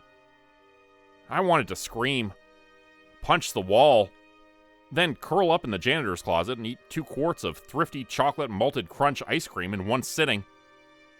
So I closed my eyes, breathed out, and counted to 3. Compartmentalize. I opened my eyes, and understood that a puzzle lay before me. What state was he found in? A janitor came across him lying unconscious on the ground just outside the front door. Have his vitals changed? Not in the past 3 minutes. Grab a ventilator filter and prepare for a possible intubation. Yes, doctor. I need to see if I can find... Beep, beep, beep. What's wrong? Patient's experiencing ventricular fibrillation. Let's move. Defibrillator's ready, doctor. The first surge of electricity lifted his chest several inches from the table. I watched in horror as his mouth opened and his tongue flopped onto his cheek. That wasn't normal. The second jolt brought him nearly a foot into the air. His fingers danced and jittered before slowly coming to rest by his side, unnaturally straight. My blood chilled as his gray fingers periodically twitched, as though seeking an invisible trigger. The nurse blanched. Patient's not showing any cardiological signs he's been shocked, doctor. I prepped the defibrillator once more, wondering what would happen with the third round. I was ready for anything. I was surprised. I sent 1,000 volts of electricity into JD's heart, and nothing happened. He didn't move. He didn't twitch. Suddenly, none of his vitals showed any signs of life at all. I called time of death on a colleague for the second time that night, 19 minutes after racing out of Dr. Scritt's office and 13 minutes after beginning a fruitless attempt at CPR. I dismissed the nurse halfway through, so that she might save some patient with a reasonable chance to postpone the inevitable. Once I had accepted defeat, I wiped away tears and snot as I stared down at JD's dead body. That's when he opened his eyes, and I opened my bladder.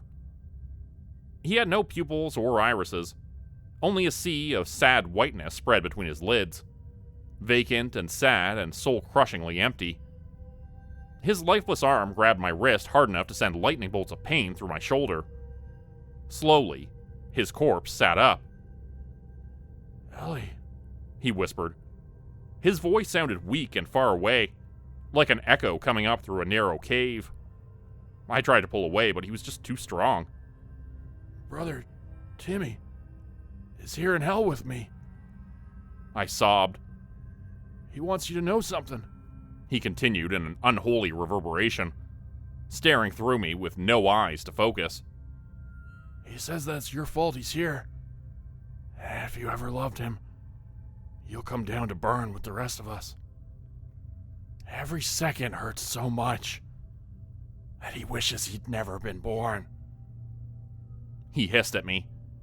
Then he fell to the table, once again quite dead. I pulled my arm away from his cooling fingers and stumbled into the hallway. Tears were brewing like storm clouds, slow but thick and angry. I could sense the heavy, dewy heat and charged tension behind my eyes, and I could feel my breaking point drawing closer, inevitable and inexorable. I looked up and saw her across from me in the hallway. No one else was present. Dr. Scritt was staring me down like a rival at the OK Corral, and I knew that this moment needed to break something wide open so that its terrible seed could spread its unholy tendrils I crossed the blurred lines that divided this hospital from my own thoughts. Tears and words poured involuntarily from my face. Sam Brutson, Myron Caldwell, Jim Dorian, and Cassie Endelman all died tonight, Dr. Scrit. What is going on at St. Francis? She drew her lips into a thin, white line. To be honest, I expected you to be the first, Ellie Aphelis. She folded her arms. I folded mine. Rule 9. Verbatim. Now. The morgue must house at least 13 cadavers at all times, I responded without thinking. The ghost of a smirk brushed past her lips, which she quickly hid. Dr. Dorian did not respect his obligation when I needed him to rise to the occasion during Dr. Brutson's unwellness. This hospital can give life, Dr. Aphelis. And it can take it away. But never without meaning. Dr. Scrit took a deep breath. Unfortunately for Dr. Dorian, he chose to violate the rules when the morgue had only 12 residents. The crooked scales have a way of balancing themselves, and we never have the final judgment. I wanted to fire back, to tell her that she was incorrect, to explain all the things she had overlooked because the world had jaded her inaccurate and unfair judgment. It felt very clear that she was maliciously wrong. But when I opened my mouth to speak, not a single word found its way out. Dr. Scrit nodded slowly. There are some things that we shouldn't see, but have to face. Are you ready? Yes, I snapped. No, child, you're not. All of the dead people you named were smarter and better educated than you. Given the consequences that they've all suffered, do you realize what's at stake? Unable to find my voice, I nodded. She rolled her eyes. Human reproduction is driven mostly by stupidity, and the only reason we've made it this far is because our idiotic desire to kill ourselves is slightly outpaced by our idiotic desire to engineer unplanned pregnancies. She rubbed her temple. Now, if you're going to have an emotional breakdown, please make it happen now. It's kinder to send you out the door with broken dreams weighing down an inadequate mind than with a room temperature body weighing down an overused gurney. I had no idea what to say, so I stayed in place. She shook her head. Brighter minds than yours have failed at half of what you want to accomplish. Why are you still here, Dr. Aphelis? I brushed away a tear. Maybe you feel it's unfair that the past has changed you, so you want to change the past. My breath hitched. Every doctor wants to be a vanguard between life and death, but we know that the latter wins eventually. Why are you here? I shook my head. I can't change the past, I whispered. All I have are myself and the present. One of us is going to control the other. I wiped my nose, wiped my eye, and wished I had done things in the opposite order. She turned crisply around and walked away. I followed without instruction.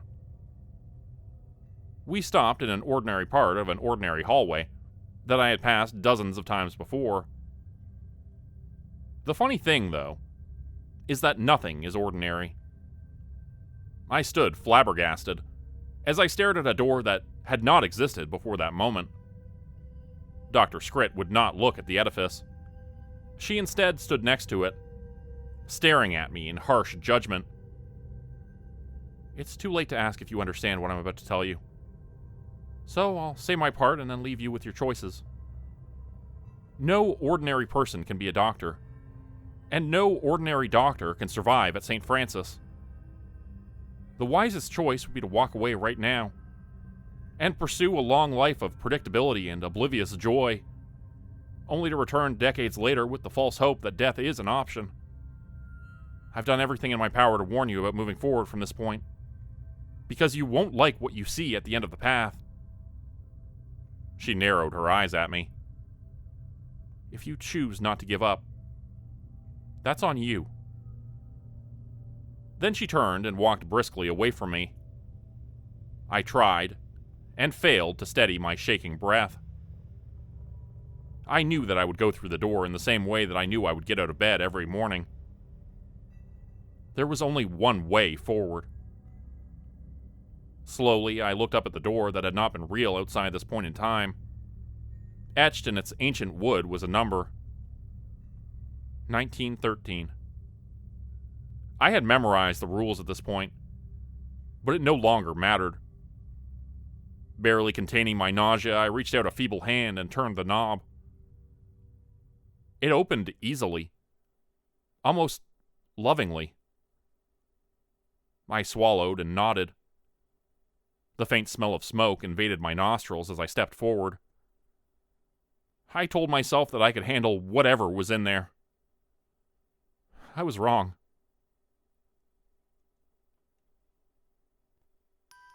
The greatest threat to our future is that we build it on a desire to change the past. Regret becomes a linear function of time, and the best inheritance our children receive is a temporary naivety surrounding our sense of loss. I changed my mind about opening the door as soon as I touched it, and tried to go right back out as the latch clicked shut. It wouldn't reopen, of course, but I still wasted my time trying. I shut my eyes to hold in the tears and keep out the burn. St. Francis was an impossible place, and many of the things I'd seen this night defied everything I believed about reality. But what I felt on the other side of this door stretched my mind like bubblegum. I imagined a fat, drooling man chewing on my brain, with fierce, angry gnashing that squished the gray matter carelessly between clean, white teeth. This couldn't be. The cicadas proved me wrong. They sang a ceaseless, screeching hymn that pressed against my senses with aggression only matched by the weighty humidity of a hot Missouri summer. I knew that once I opened my eyes, I would see the blood-red cardinal flowers dancing lazily in the midday sun, showing no concern for the blood-red fire voraciously consuming my childhood home. I opened my eyes at the scream. There was no doubt of its origin. I knew that a 12-year-old Ellie Aphelis was about to run out of the roasting structure, her shirt burning hot enough to consume her dermis and leave a very ugly, very permanent mark on her tiny body. I instantly realized that she couldn't see me. Her terrified eyes pleaded for help but found no one. She was a smart girl, so she knew to hit the ground and roll furiously until her burning shirt had been extinguished. She would be unable to peel it off, however, as the smoldering polyester slowly ate its way into the grafted skin. Removing the garment was not her concern, though. She leapt to her feet and wheeled around to stare at the burning edifice, too terrified to re-enter, too mortified to walk away. "Timmy!" she screamed. "I'm sorry I told you to fuck off. You have to get out of your room, please, Timmy!" The burning house belched a fresh tongue of flame, and she stepped back. The scream came from upstairs. "I know you can hear me. You have to get out of the house, now!"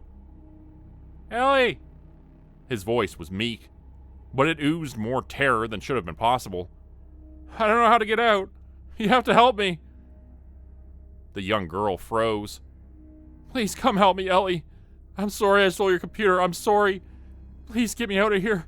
It's getting really hot. I think the fire's coming to my bedroom soon." She sobbed, but said nothing. Then she closed her eyes and charged into the house. One foot had crossed the threshold before she turned and jumped back out, holding her arms over her face. "You have to get yourself out, Timmy. I can't go in there," she screamed to the second-story window. "Yes, you can, Ellie. Please, my door is on fire. No one else is home. You have to come get me." She began weeping openly now. Deep, guttural sobs racked her frail body as she took several steps away from the house. "Timmy, you have to jump. I'm so sorry, but I can't help you. It's not that far to the ground." "I can't jump. I can't jump, Ellie. The fire is inside my room." "No." She doubled over and then stepped back further. "Please, jump. You can go in the back door, Ellie. Go around the other side. My bed is on fire. It's too hot. Her jaw quivered. I can't go in the back door, Timmy, she responded in a much lower voice. Yes, you can. I'm too scared. She trailed off. I'm burning and it hurts. She crumbled to the ground and buried her face in her hands. Young Ellie stayed like that for a long time, but Timothy said nothing more. The north wing of the house collapsed just as firefighters arrived. The first engine was understaffed. No matter how many times they yelled at her, no one could spare a moment to physically pull the distraught girl away. So she watched as they subdued and then contained the fire. My brother's in the house, she whispered. They were professional firefighters, but not therapists, and they dove in to rescue him without a second thought for their own safety or her need for comfort. She grabbed the last one before he ran away from her. Over there, she instructed in a barely audible voice, as she pointed to the wreckage of the north wing. He responded without acknowledging her, racing to pull apart the smoking rubble of the boards and glass that she had once called home. Johnny, Roy, call a fucking ambulance, now! He threw aside the blackened wood of my broken house and stopped cold. Then he bent over and threw up. I wanted to tell the young girl to stop walking, to turn away, and spend a life wondering how terrible death could be, instead of confirming that the worst of our assumptions is true. But I knew that she would not have listened to me, even if I had been able to influence this world. So she drifted onward, pushed less by curiosity than by the dreamlike state of obligation that drives the vast majority of every action we will ever take. I knew that sensations would hit her in stages. That's what roasting human meat smells like, followed by, I can hear moaning, he's still alive, and right on its heels, I've never heard a person dying, but I'm certain that's what's unfolding before me. Then, all at once came the visual. I found that I had been unconsciously following in her footsteps, as unable to turn away as it was impossible to affect the ghosts who didn't see me. She and I arrived at the firefighter simultaneously, both looking into the ruins of our life at the exact same destructive moment. Nothing was left of Timmy's skin. Even after my years of medicine, I still would not have realized that the pile of human meat below me was a 6-year-old human, without prior knowledge of the fact. His lips had been burned away, so every tooth was exposed to the outside world. The char that covered his body looked like a combination of rare steak and popped zits. But it was his eyes that drew me in most. Without lids, they stared fixedly into the sky, as though brazenly expecting a god to care, and staring in horrified shock at what he saw looking back. Then he opened his mouth and screamed. It was much quieter than the memory implanted on my 12-year-old mind. Looking back, I had always believed that it was a gale-strength holler, one that announced to anyone who doubted that I was thoroughly guilty. Watching it for the second time, however, proved it to be a meek, gurgling, sad cry that could only have been emitted by a creature far too frail to understand the concept of death. The sobbing clashed with the memory. I had pictured myself collapsing in a heap and moaning softly, utterly too broken to weep. It took several seconds to realize that I was crying. There, in the past present, surrounded by people, but totally alone. I stumbled forward, clambering over the broken wood in an effort to get closer to what remained of my brother. I don't know what drove my actions, but none of us knows what steers our purest motives. My foot caught on a stray board, and I landed face to face with his corpse. I heaved, but I had to speak. I'm sorry, I whispered to the memory. Every day since this one has been spent regretting what I failed to do. That's why I'm a doctor. But the past doesn't go away. I drew in a shuddering breath. Please, just tell me that you love me, even as you hated me. I knew that he was dead, but did not understand the rules of the world beyond 1913. So I hoped. That hope was fulfilled when my brother rotated his head. For the first time, another person acknowledged my presence here. Go through the door, Ellie. I gasped and blinked. When I opened my eyes again, he was staring upward once more. Very clearly dead. Had I imagined his instructions? Hell, was I imagining everything? I turned back to look at the shattered little girl. She was curled into a ball, eyes wide open and mouth gasping like a fish, needing with all of her being to be held and loved by absolutely anyone and finding nothing. I knew that the mental trauma was burning its way into her neurons just like the melting shirt was dissolving the mid-layer of her skin, breaking it down cell by cell with each tick of the second hand, leaving indelible scars that would forever seek healing, that no doctor could ever provide. I left her there. I stood swaying, unsure of where to go, but somehow certain that the path would find a way to present itself to me. I stumbled my way out of the burning rubble. I moved from the heat into the light, and I stood in the front yard that I had not seen in 14 years. I'd always been happy there, which is why I never went back. The door in the middle of the yard was new. It stood impossibly in the middle of the lawn, coming from nowhere and leading to nowhere. I was quite certain that I was the only one who could see it, because it was meant just for me. I stumbled. I walked. And then I moved confidently towards the knob, grasping it, accepting that I was broken, but not completely so.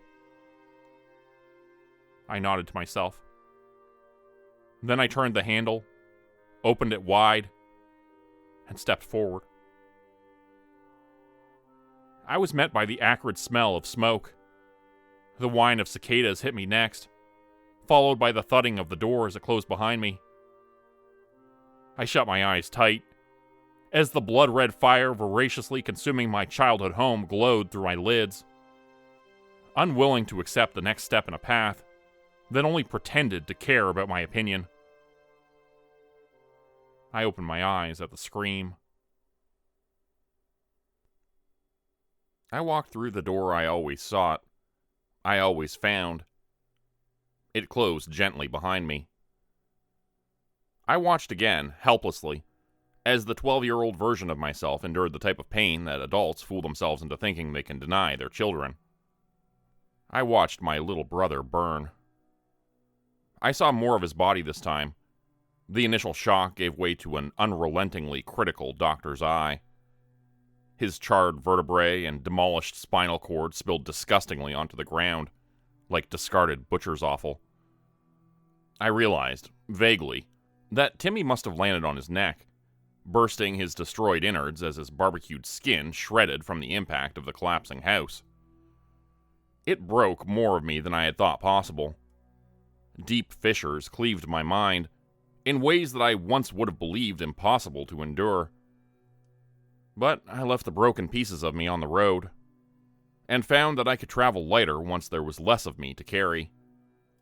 It was, to be honest, brutally efficient. In that moment, I understood how the world could change a person into a quintessential shit bitch.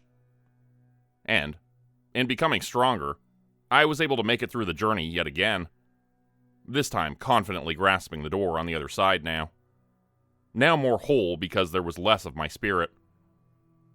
Smoke hit me first, followed by the warm humidity of an old Missouri summer. And of course, there was the scream. I collapsed on the ground, unable to move any further. I got up, of course, because what else was there to do? I had to choose between moving on and spending the rest of my life completely immobile.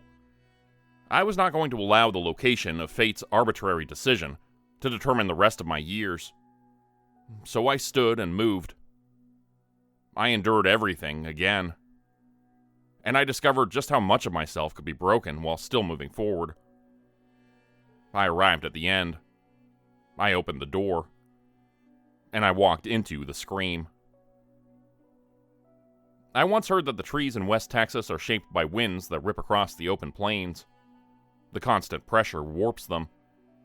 In time, no matter how great the tree, it is permanently marred by a world that would never relent. The original design of the plant becomes unsalvageable, and the brokenness evolves into an indelible part of the tree's character. It can never hope to become what it had once intended. But still, the tree grows. It was easier to travel without the burden of hope, so I discarded its last vestiges upon the 7th opening, and casually found my way into Dr. Scritt's office. "Close the door behind you," she ordered. I obeyed out of practicality and stood before her. "Well," she regarded me over her thin spectacles, "are you going to have a long cry about it and then talk about what happened? Or will you be skipping the part that has no practical value so that we don't waste any more of my time?" I sat in the chair across from her. "I've exhausted every tear," I responded simply. "Good," she shot back. "I hope that fact lightened your burden." I almost asked her why she was so mean, but silenced myself. People only change if they want to change. I had no desire to quarrel with facts that didn't care if I believed in them. She eyed me carefully. "You never told all of the story, because you were afraid of what people might say." I nodded. My mind was so completely stretched, shocked, used, that I had nothing left to offer but stark practicality. "How did you know?" She looked sad. "Because, Dr. Ophelis, that's everyone's story." I stared at her blankly. She sighed. "Each one of us is ashamed about some part of our past. We believe that keeping it a secret allows us to control the thing that is beyond our grasp. This stems from the fact that people are idiots." I had no response. Letting go of the false belief means controlling the past, Ellie. At least to the small extent that we can. You're not losing it by dropping the illusion. I took a deep breath. "I feel like admitting it makes you a shitty person. Yes, I know," she responded with a roll of her eyes. "But admitting the truth does not make you a shitty person. It's what you did that makes you shitty." She flared her nostrils and was silent.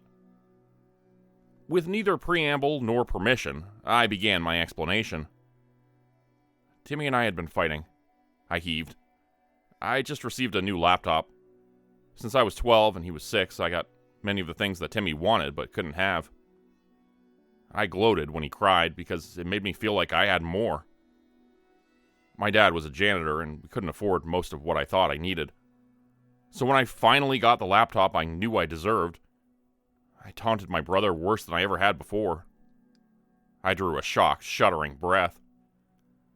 "So, he stole it when I wasn't looking, and locked himself in my bedroom. I had never, ever been so angry.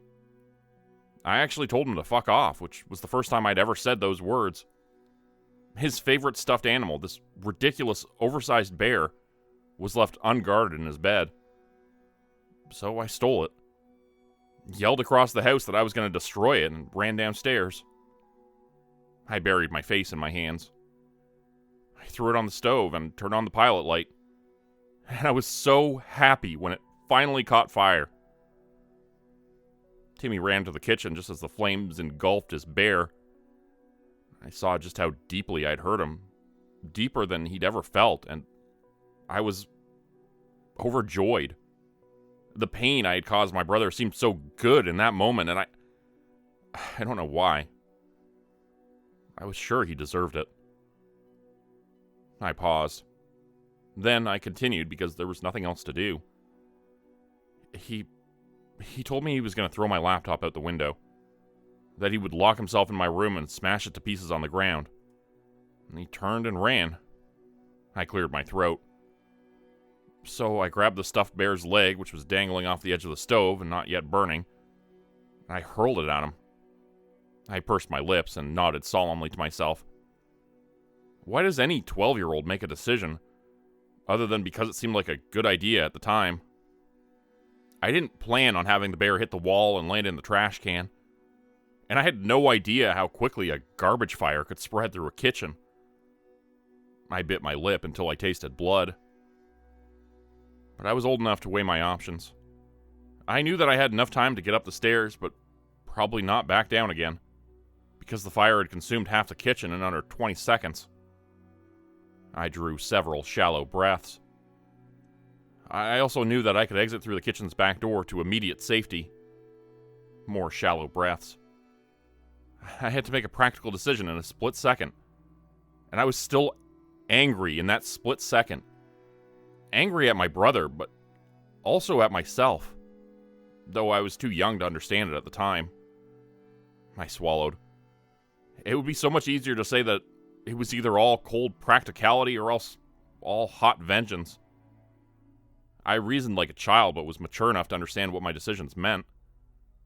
The reality is that both concepts pulled my mind across a twisted landscape of opposing ideas, eschewing the decency of being all one thing or all of another.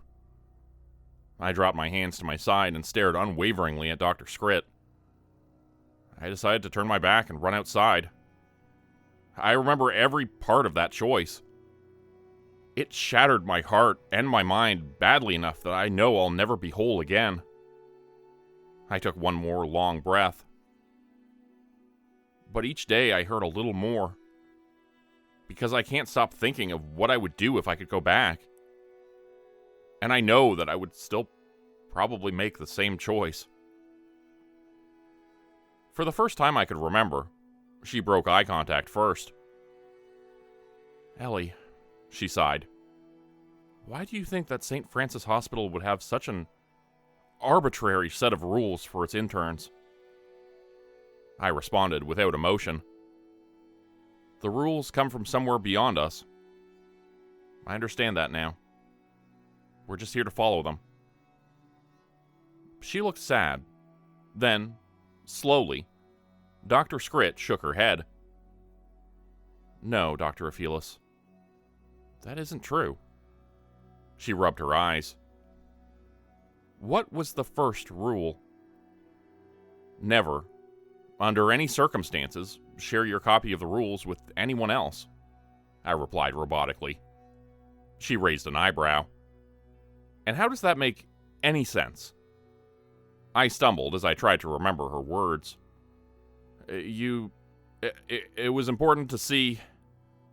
Not all of us were going to make it. That much is true, she responded dismissively. We've seen more than enough evidence of that tonight. But you're wrong about the rules coming from somewhere else. She stared pointedly across her desk at me. I stared back with incredulity. I don't understand.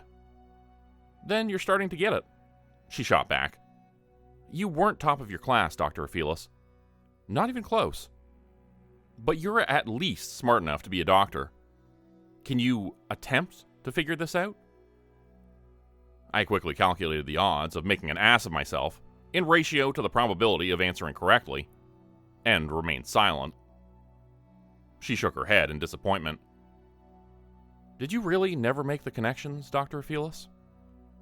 The trial of jumping off a roof? Judgment from an authoritative janitor? Multiple different rules about burning children?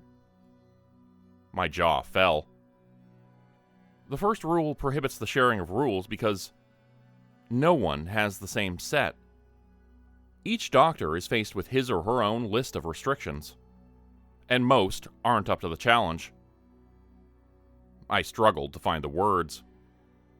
Every rule is just for me? Dr. Scrit removed her glasses. People think that this hospital wants to destroy them, when in reality, each person is given every tool needed for survival. She snorted. It's impossible to stop most individuals' desire to kill themselves. I stared at her desk in shock. Rule 4. Why did it tell me not to touch your Reese peanut butter cups? She stared at me like I'd been caught whacking in a fish tank. Because it's my favorite candy. I nodded slowly. Mine too. Dr. Scrit placed the glasses back on her head. You're going to ask what this place is, she continued slowly. I've survived St. Francis longer than most. That's why people expect me to tell them. She paused, choosing each of her next words very carefully. So before you say that you want me to tell you the truth, you should understand this fact. Here, she bored her eyes into mine, and this time it was me who turned away early. There are things that I can't know, and things that I don't know. Embracing these ideas as a strength instead of a weakness is the reason I've endured where others have not. We were quiet for some time. Can you see the individual rules on each doctor's paper? I asked suddenly. She smirked. No, but I can see what's written on their faces, which is the same thing. I don't get it, I responded honestly. She sighed in disappointment. Do you remember when I reminded you of Rule 9? I thought back to our conversation just after Dr. Dorian had died. You told me that the morgue needed 13 cadavers at all times, I replied confidently. No, she shot back. You told me that. I acted like I had known the entire time, and you responded to my confidence. Each person's list of rules is their own battle to fight. To be blunt, I'd rather see the doctors fail themselves through inadequacy than see the patients suffer because someone was unable to live up to their own unearned arrogance. I blinked. I'd like to earn my arrogance, I said. Dr. Scrit smiled. The good news is that I think you might have the endurance to survive the unusually lengthy journey it would take for you to achieve earned arrogance. The door burst open before I could say anything more. I said nothing as a familiar janitor walked confidently into Dr. Scrit's office. For the first time, I heard him speak. 3 children have been dead for 119 minutes. 13 people are not in the morgue. And Dr. Falhar ignored me when I tried to stop him from stealing Dr. Gralt's list. Dr. Scrit stood, and I followed suit. Wait, Dr. Scrit, please. I looked at her in desperation. She gave me a look that told me I had 1/4 of a second to speak. Is this real? She looked away and walked around her desk. Death is real. Nothing else is guaranteed. Doctors are tasked with delaying the inevitable, and embracing the fact that 100% of our efforts will eventually fail. I walked briskly after her as she followed the janitor out of her office. If death is the only real thing, then this life is the place where impossible things can happen. Stop doubting that fact. Now grab the sulfuric acid. We're going to attempt to prevent your fellow interns from killing each other or any of the patients. It seemed obvious that someone was going to die. I ran down the hallway with Dr. Scrit and the janitor. I ran until my lungs told me to stop, and then I kept going. At some point, the janitor wasn't with us anymore. Or perhaps he was, but not physically. At any rate, only Dr. Scrit and I arrived at the room where Gralt and Falhar were fighting. The latter had pinned the former to the ground. I recognized a familiar list clutched in Dr. Gralt's hand. They each outweighed me by an easy 100 pounds. I stared at them and froze, realizing that I was powerless to stop them. Dr. Scrit, whose frame was essentially identical to mine, pushed past me. Hey, she screamed, cut that shit out. But he took my... Now. Then Dr. Scrit turned and walked out the door. The 2 doctors did not react at first. Then Falhar slowly stood and backed away from Gralt, who was shakily getting to his feet. I lifted my jaw back into place, then turned to leave. I still know what you did, came the whisper from behind me. I wheeled back around. Dr. Gralt was staring incredulously at Dr. Falhar. You're completely insane. You know that, right? Falhar lunged, and the next several seconds blurred confusingly around me. Slowly, I realized that I had jumped between them to hold Dr. Falhar back. He was crying. I didn't kill him 5 years ago, and I've been regretting it every day since. His face turned ashen as he struggled to find his next words. I turned to see Dr. Grupe pressed against the wall, terrified. He was pudgy enough as it was, and all I could imagine was a scared-looking Pillsbury doughboy with a trembling, scrubs-covered gut. I rolled my eyes and faced Dr. Falhar. "Did you break a rule?" His eyes brimmed with tears. I understood that he was breaking, and it irritated the fuck out of me. I'd use shorter sentences, but my initial query only had 5 words, and English syntax prohibits me from dumbing it down any further. It came from my mouth as though someone else were speaking. I thought of the space between the doors, and wondered just how much of myself had been burned away. "I looked in room 825, he whispered. "I saw something from your past that triggered the ammonia smell that tells me your scrubs are going out with the trash," I snapped. "Listen," I continued in a more soothing voice. "Why don't you head to the break room? Drink a nice, warm cup of get the fuck over yourself, then come back when you're ready to undertake the monumental task of executing your employment obligations without committing homicide." He stared at me like an idiot. Because if I can get over myself, anyone can. The words spilled out like water flushing down a drain, leaving me empty but clean. I turned to see Dr. Scritt's reflection in a glass cabinet. She was smiling. 6 of us endured the first year. Falhar was among them. Grupe was not. People, doctors, and ghosts came and went.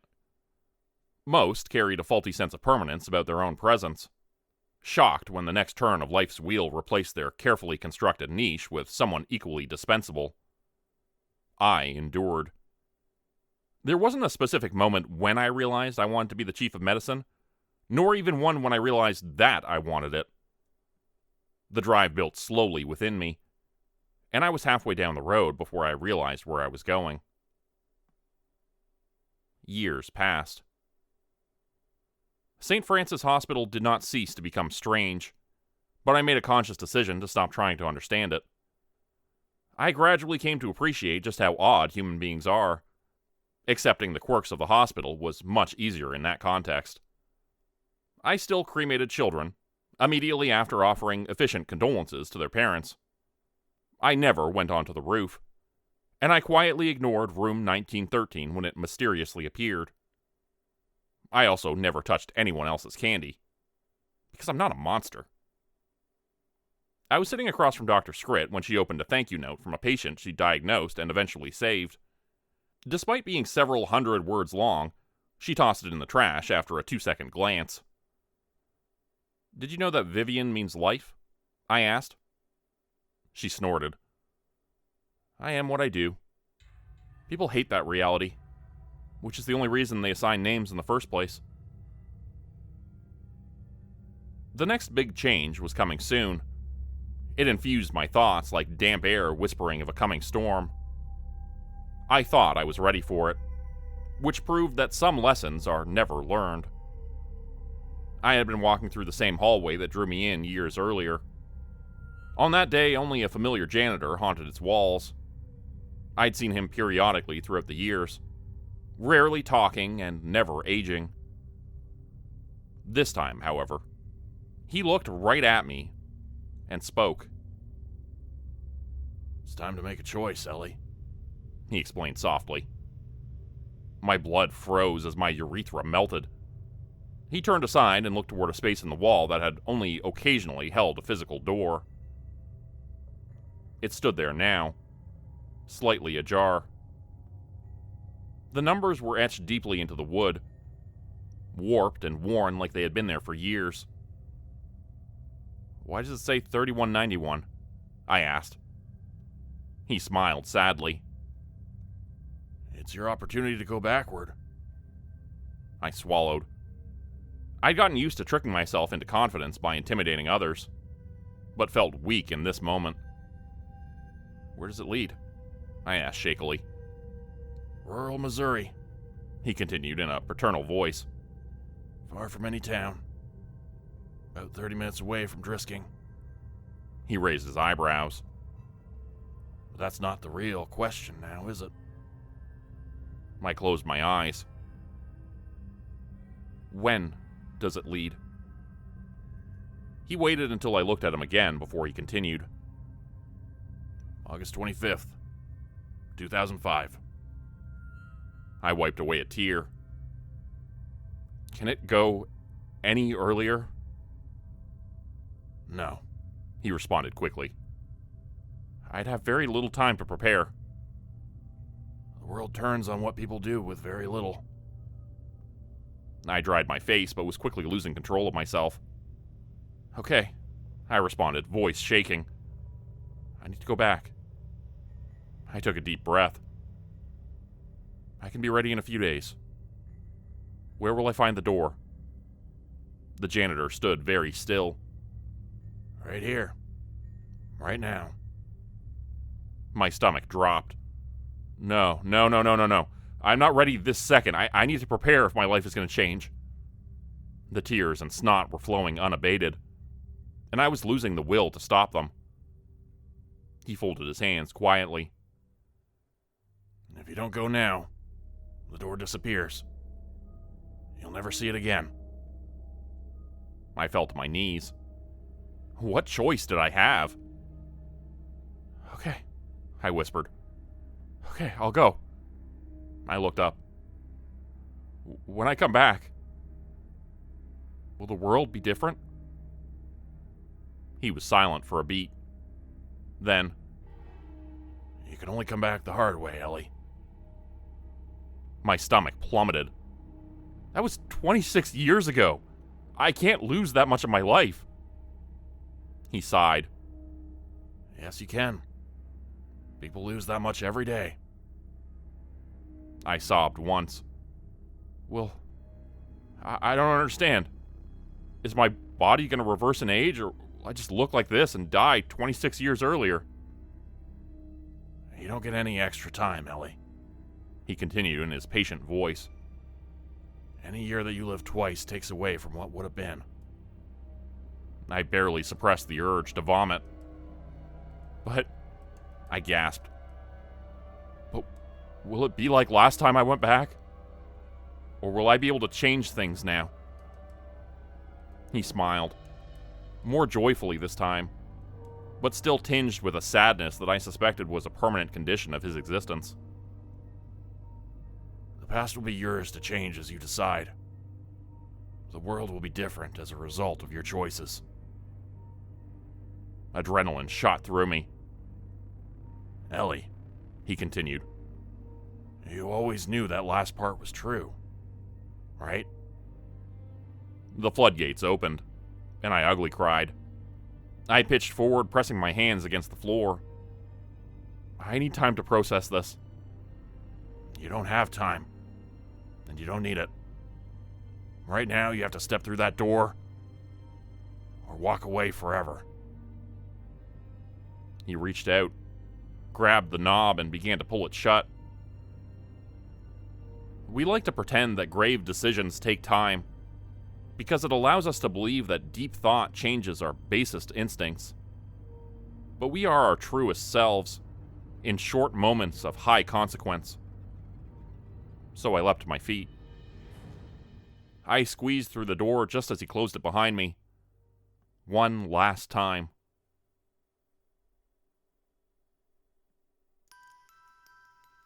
They say that a new door opens every time a different one closes.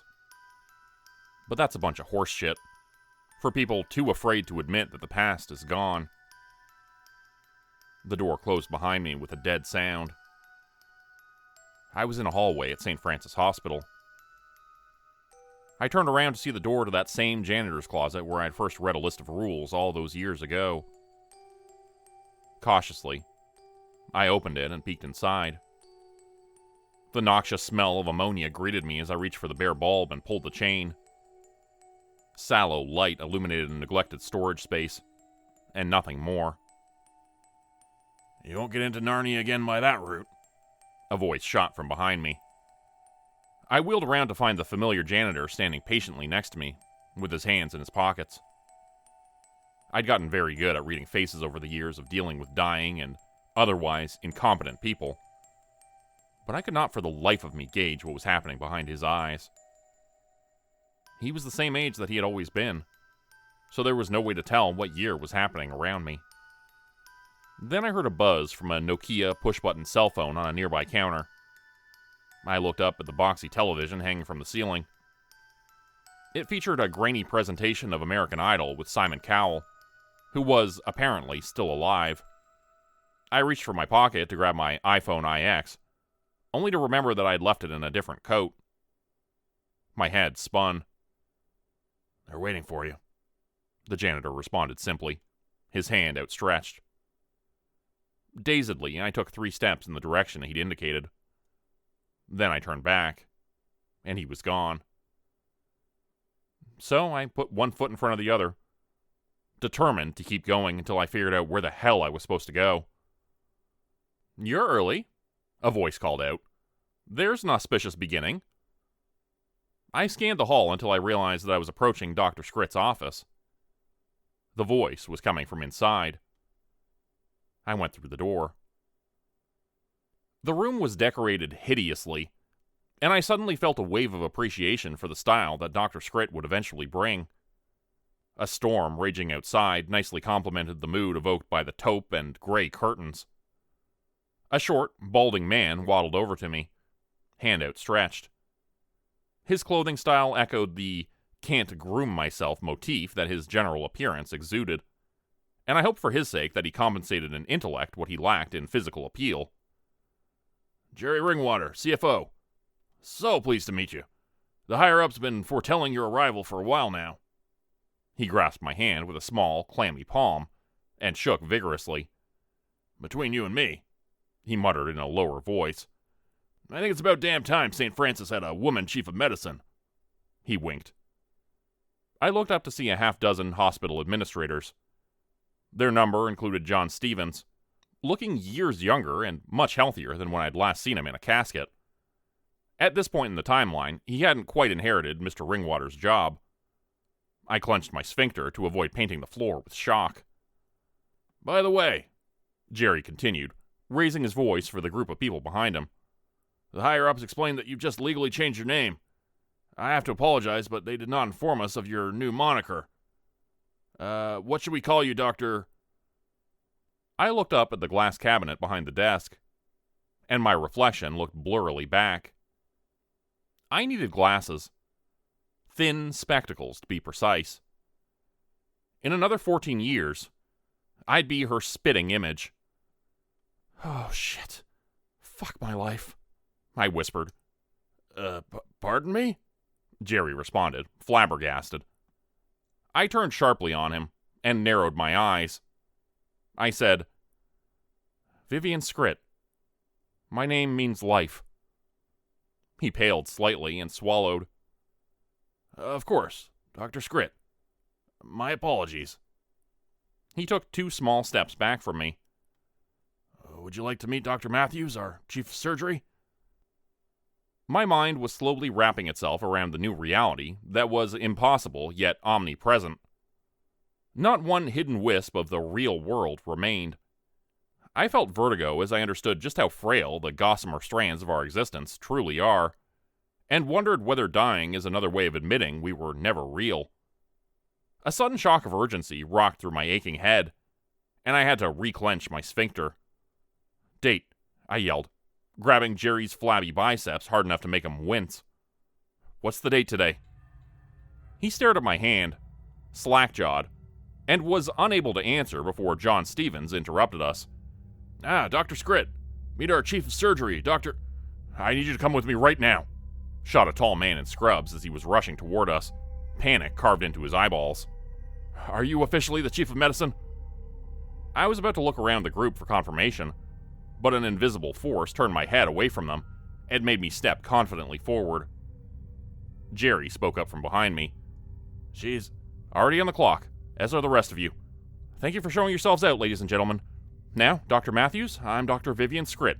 Let's walk and talk." He had the essence of a man who eschewed dealing in bullshit. I liked this fact, but it increased my growing sense of panic given how nervous he was. "Doctor, I've never seen anything like it. 19 minutes ago, a school bus rolled down an embankment. At least 13 deaths have been confirmed. The storm has shut down half the roads in Charleston. At least 6 of my surgeons are unable to find a way to get to the hospital. You're giving me a school bus full of dead children on my first day as chief of medicine. I asked a very pale Dr. Matthews. Well, no. Most of them are... Well, they're alive for the moment, Dr. Skrit.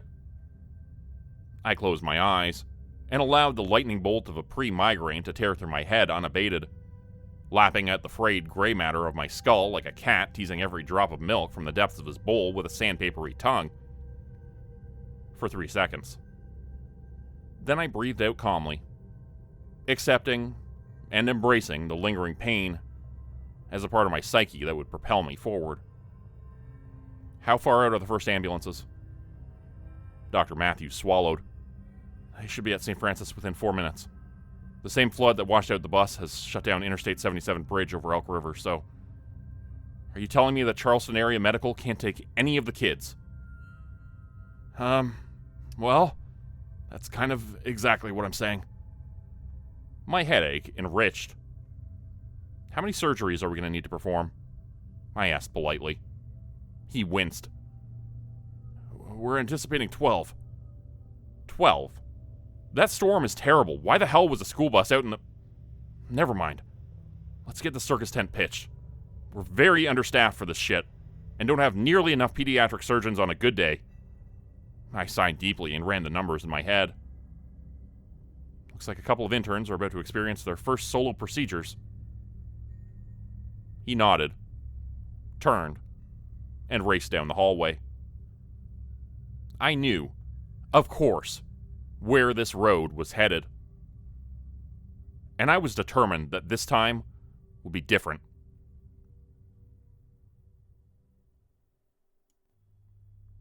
My mind was still reeling from the fact that my life had completely turned upside down, but I pushed the thoughts to the recesses of my mind. That ability is crucial in a hospital. I had a bus full of dying children to think about. I needed to be confident in the abilities of Dr. Vivian Skrit. I didn't know whether that confidence came from the outside world, or if I generated it myself and put it out for all to see. I was pretty sure that both opposing ideas were true at the same time, and that simply believing made the idea real enough to have faith in it. My head spun. I shouted at the surgical team. We don't have enough operating rooms in the pediatric surgical unit. These kids don't have enough doctors for everyone to get a surgeon. And I don't have enough patience to put up with any donkey shit. I'm Dr. Skrit, and you work for me now. Dr. Matthews, how many surgeons do we have ready to go?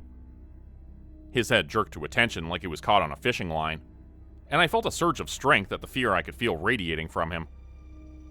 9, 10 if you take a patient yourself, Miss, Dr. Skrit. He cleared his throat. I've got 4 nurses scrambling to make calls, but it's not looking good.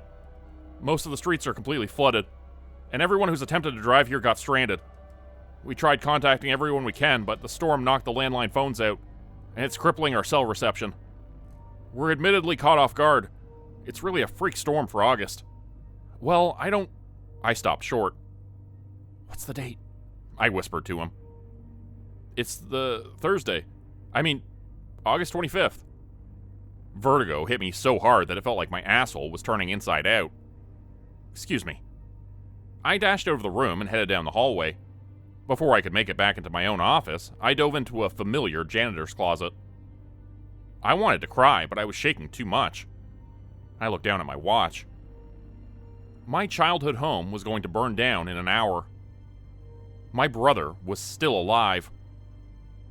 Thoughts flitted independently across my brain like 15 border collies on crack.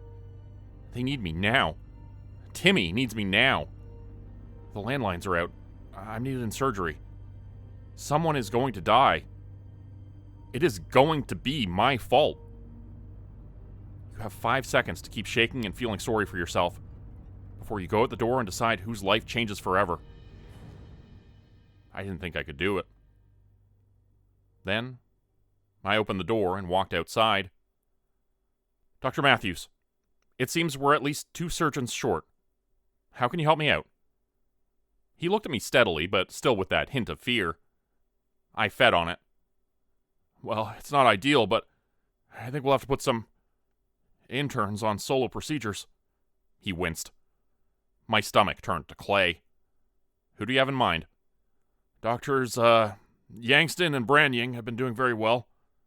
I closed my eyes. Who else do you have? He wouldn't speak until I looked straight at him. Dr. Scrit, I don't know how they do things where you come from, but it's not customary for first-year interns to... Desperate, shitty times call for desperate, shitty measures, Doctor. Who else do you have? His face grew ashen. No one that I could, in good conscience, trust with the life of a child. I was about to cry. There was no stopping it. Then the doors burst open, and everything changed. Game time.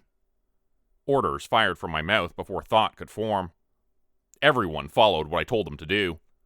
Give me a phone, I shouted to one nurse. I looked down seconds later to find that I had been given one. Dr. Scrit, there are 3 more patients waiting in OR. I grabbed Dr. Matthews' arm. What are the simplest procedures that these kids need right now? He swallowed. Looks like a deep laceration on a male, 10 years old, and an abdominal laceration on a female, also 10. No signs of damage to any major organs.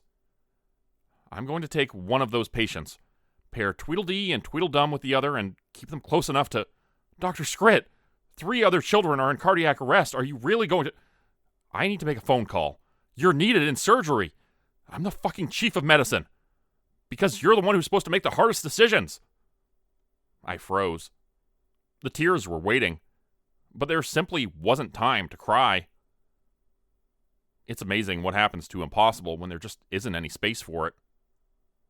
Get Yangston and Branying on the easy cases, I commanded, and prep a 3rd patient for me in an operating room with them. I want an eye on as many surgeries as possible. I turned around to face a nurse at the desk, then scribbled a phone number on a sheet of paper. Call this house. Tell them to get everyone out to safety. She physically drew back in fear. All our landlines are down, Doctor. Well, since I'm fresh out of carrier pigeons, use a cell phone. She fought back tears. God damn, it was annoying me. I can't. Why not? Because I gave you mine. I'm sorry. My eyes bulged. Well, does no one else at the desk have one? What is this, 2006? She winced. Not yet. I'm sorry. Oh, yeah. Not wanting to look stupid, I stared her down like this was her fault. Then I raced into surgery. Does anyone have a cell phone that actually gets reception? I snapped at Dr. Matthews as we both ran down the hall. No, he gasped as he fell behind me. It looks like the storm has completely cut off all cell reception. I didn't have time to ponder whether a satellite phone existed somewhere in this godforsaken hospital. I was stitching up some kid's abdomen, staring at my watch and glancing across the OR at Branying and Yangston. Compartmentalize. I'm finished here. Nurse, take this kid to recovery. I have to make a phone. Patient's coding! A voice came from the far end of the room. Surprisingly, it was neither Branying nor Yangston, but a young resident that I knew would not endure in my original timeline. I raced across the OR to find that the doctor was frozen in place. I'm sorry, he mumbled through his surgical mask. I saw something in the closet. My mind isn't... Able to realize that you left forceps inside your patient's arm? I shouted. When he didn't move, I dove in. Though it had been difficult at the time, I'd faced the same hospital ghost this man couldn't handle. Nothing in front of him was impossible, but he had chosen to believe that as an excuse to himself. This is why I have no patience with people. But even when she had been stabilized, the patient's temperature was abnormally high. I also noticed how swollen her abdomen appeared. This is why I'm such a good doctor. Seconds later, I was doing a damn good job of removing the girl's burst appendix, able to glance up at Branying and Yangston, but unable to do anything to help them. Those numbers are fine for an adult. Is this your first time working on a child? A nurse snapped at Yangston. We performed the hemogram test. Did you even check the results? Yangston's face turned bright red against the white surgical mask. You need to get the hell out of my OR, nurse. Your patient's coding. Now. Fuck, it was happening. My own patient's appendix was in a bad state, but I had nearly finished. What happened? Branying's panicked voice came from across the room. The scalpel shook in my hands. I could see the crash cart from the corner of my eye, recognizing an ID number of 825-1913, as I knew I would. You cut his splenic artery, doctor, a nurse responded flatly. I'm sorry, Branying wailed. My hands were shaking. I'm so sorry. I hate church, I whined, flopping myself onto the couch. How do you even know that God is real? My father ran his fingers through his thinning hair. His nails were dirty. They were always dirty. Going to church makes your pregnant mother stop nagging me for a whole hour each week. That's all the proof of the divine I need. He sighed as he plopped on the couch next to me. I didn't understand what he meant, so I kept the scowl etched deeply into my face. I flinched when he tried to hug me. Daddy cleared his throat. I didn't go to college like your mom did, so I never learned the best ways to convince people that they're wrong. He shook his head slowly. I don't know if adults understand church any more than 6-year-olds like you do, Ellie. But many adults are old enough and wise enough to know when we should stop thinking and just go along with things. I kept my head turned away to show that he wasn't winning me over. I could hear him scratching his scalp in frustration. Okay, he continued, exasperated. I'll give you my best answer about church. And then you have to put on your shoes and just go out the door with me. Because that's the best you're getting. You understand? I huffed. I don't. It's impossible for me to give a reason why we should believe in God, Ellie. It seems like so many things in life are unfair. But here's the thing. He put a great arm around me and pulled me close. You and I are here, aren't we? Well, what guarantee did we have of that? Where was the proof that my spirit and your spirit would be together or even exist at all? Yet it happened, somehow. God believed in us before we were us. And two souls existed where there was nothing at all before. So I don't think it's about us believing in God. Not at first. God believed in us. And we're responding to that with everything in our lives. I didn't understand his reasoning, but I felt his vulnerability, and I relaxed into his hug. Your mom says that every action has a reaction. I think it's backward, at least with church stuff. Every reaction leads to an action. Did you know there's a prayer about it? I shook my head, pigtails bouncing. The prayer says that in giving we receive, in pardoning we are pardoned, and in dying we are born. I finally turned around to look at him. How can we be born by dying?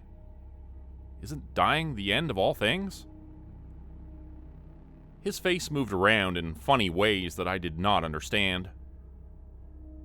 I don't think dying is the end. Did you know that every single person that you've ever met has changed because of you? And everyone they meet is different because of them. The entire world exists in just this way, at this moment, because of everyone who ever lived and died. Remember what I told you about the trees in West Texas? You don't stop affecting people after death, Ellie. I squirmed. So all dead people are ghosts that stay with us for the rest of our lives? My little Ellie Bean, I don't see any other explanation. I stared up at him with the kind of awe that only a child can have for their parent. So, who taught us to talk backwards to God? Where did that prayer come from? He furrowed his eyebrows and scratched his chin. I believe, Ellie, that it's called the Prayer of St. Francis. I could feel my mind breaking when my patient started coding. She was the only one that time hadn't promised to take from me. And apparently, that hope existed just to string me along. I breathed deeply, stopped trying to understand time itself, and focused on what was causing this girl's heart to fail. She was losing more blood than made sense for an appendectomy. What was wrong? The forceps. The damn resident must have damaged her arm during his panic procedure, and now she was hemorrhaging, possibly from her brachial artery. She was bleeding from 2 places at once, and it would take a miracle to manage both issues at the same time. Since I didn't believe in miracles, though, I'd have to rely on myself. And I'm a damn good doctor. I was stitching her up just in time to settle back into the outside world. Dr. Yangston was staring in frozen shock at the dead child below him, while a nurse held Dr. Branning steady as he sobbed over his own failure. Below me, the girl's heart monitor beat steadily. You have to give yourself room for forgiveness, Dr. Branning. Tell me that you hear me. He rolled his red-rimmed eyes all over the hallway, looking at everything but me. Tell me that you hear me. It's a simple request mastered by children who have yet to figure out the fine art of toilet usage, Dr. Branning. He slowly focused on me. I think I need to go to be alone, he muttered distractedly. I knew how the story ended. I know that you're in a bad place, but I cannot monitor you every second. You need to take responsibility for self-care first, Dr. Branning. You need to avoid being alone for the first day. He finally found my eyes. You're right, Dr. Scrit. I'm responsible for myself. It's all on me. All of it. He deflated. You can't hold me back forever.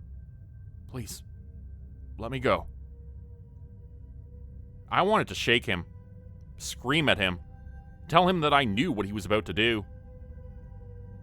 Most of all, I wanted to smack the shit out of him.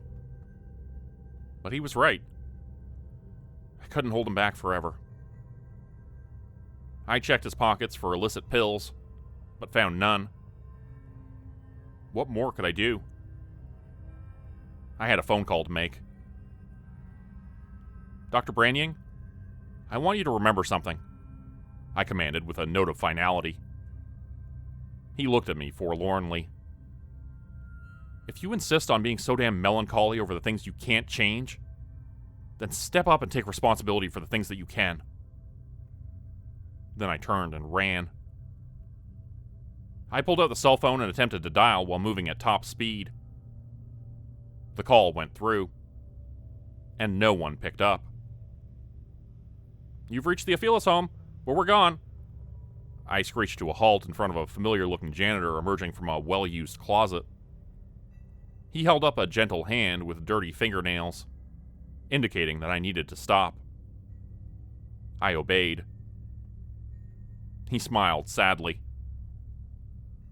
If you'd run to Huntington Bank across the street, you could have used their phone in time. He sighed.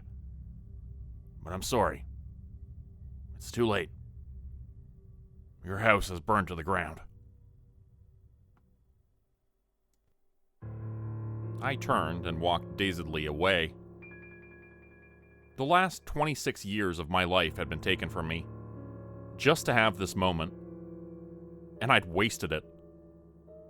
No, that wasn't true. The entire rest of my life had been taken away, because it would be totally impossible to pick up the thread of my old life by the time I finally arrived back in 2031.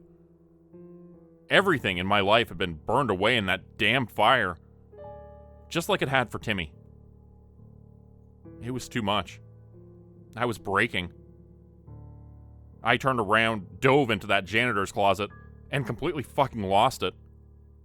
I didn't care if anyone heard. I just wanted to know that no one could touch me, and that I would be completely alone as I finally broke and ugly cried my hope away. I had no desire to live after this moment. The concept of existing was too painful. Everything was over. I wanted my story to end. Eventually, though, I stopped crying.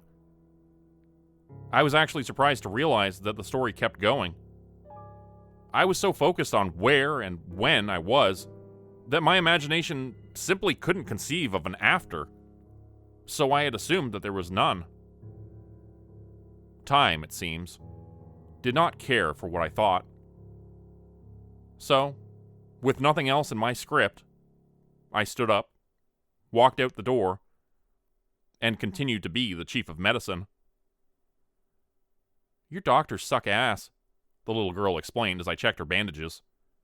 "Your language sucks ass, young lady," I replied as I replaced the gauze. It was healing perfectly. I had been the one who removed her appendix. Of course, it was faultless. Well, why the hell did he leave forceps in me then?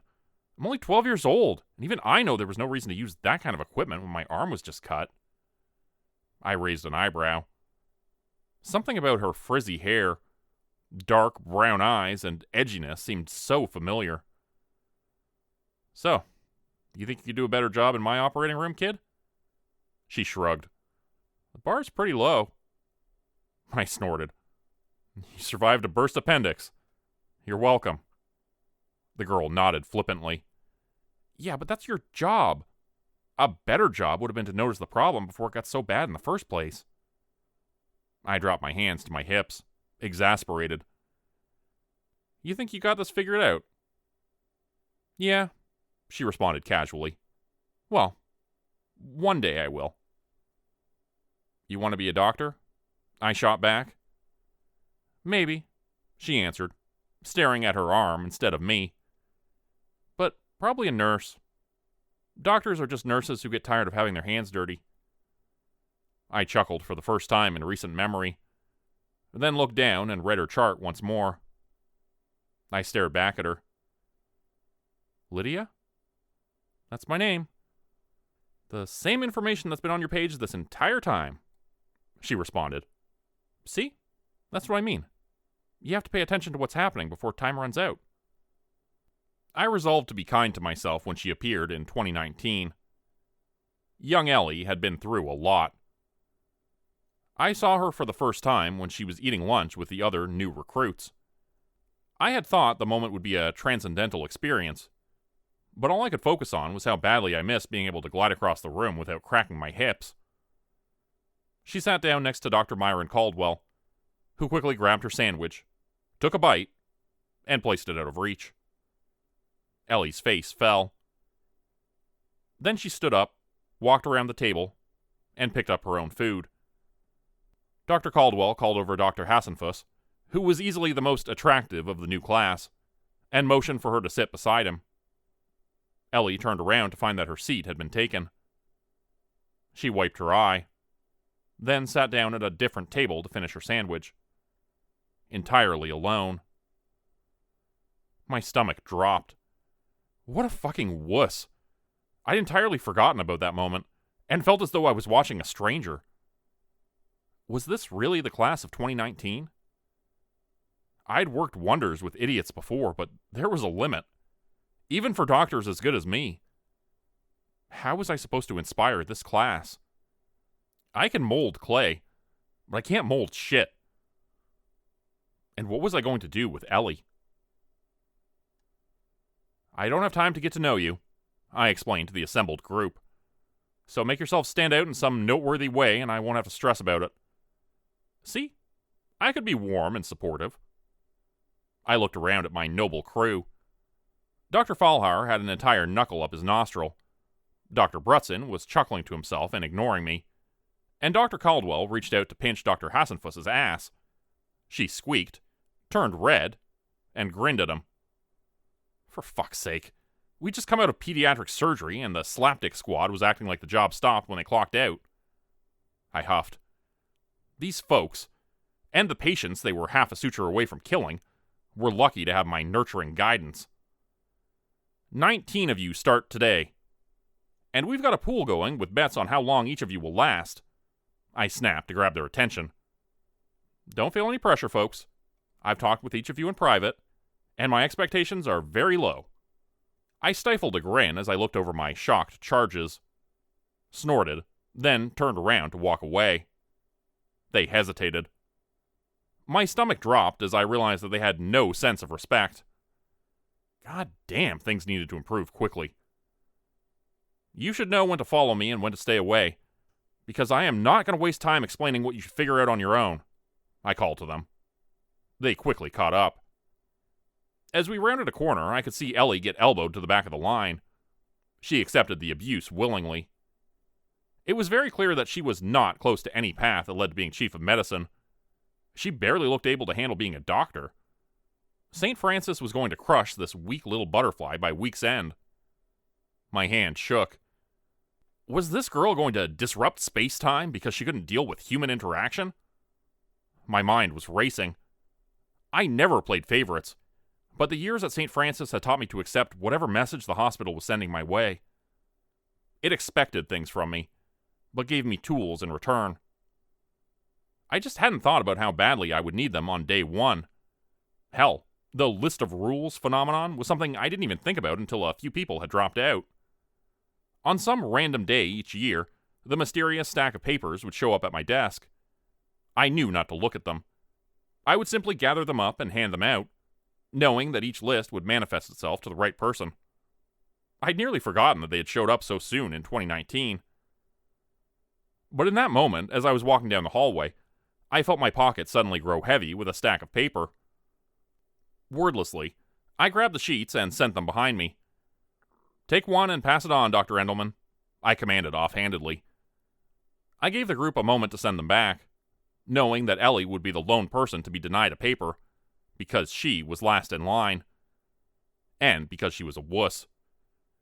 "You should have the list of expectations for St. Francis," I explained as I walked on, not needing to glance rearward to know that Ellie would be panicking. I printed 18 sets of rules, so that you would have to challenge one another for them, knowing that one of you would be left behind. It was harsh, even for me. But I knew what Ellie was capable of, so I had to bitch slap the weakness out of her right now. If you cannot follow these rules, there will be no place for you in this hospital.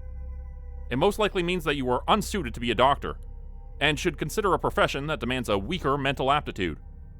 I stopped and turned around, as though I was interested in the group, but only needed to watch Ellie. I'd observed the rest long ago, and the person we see least is ourselves. I saw sadness in her. One more tiny crack emerged in the kaleidoscope of fissures that spiderwebbed across my mind, as I felt Timmy residing subconsciously in the back of her thoughts. Compartmentalize. And if you think that I'm the type to give second chances after a mistake, you are woefully underprepared for the world of medicine. I looked at each one in turn, hoping that my lesson had landed. Ellie still looked petrified. Dr. Falhar was still spelunking for that stubborn booger.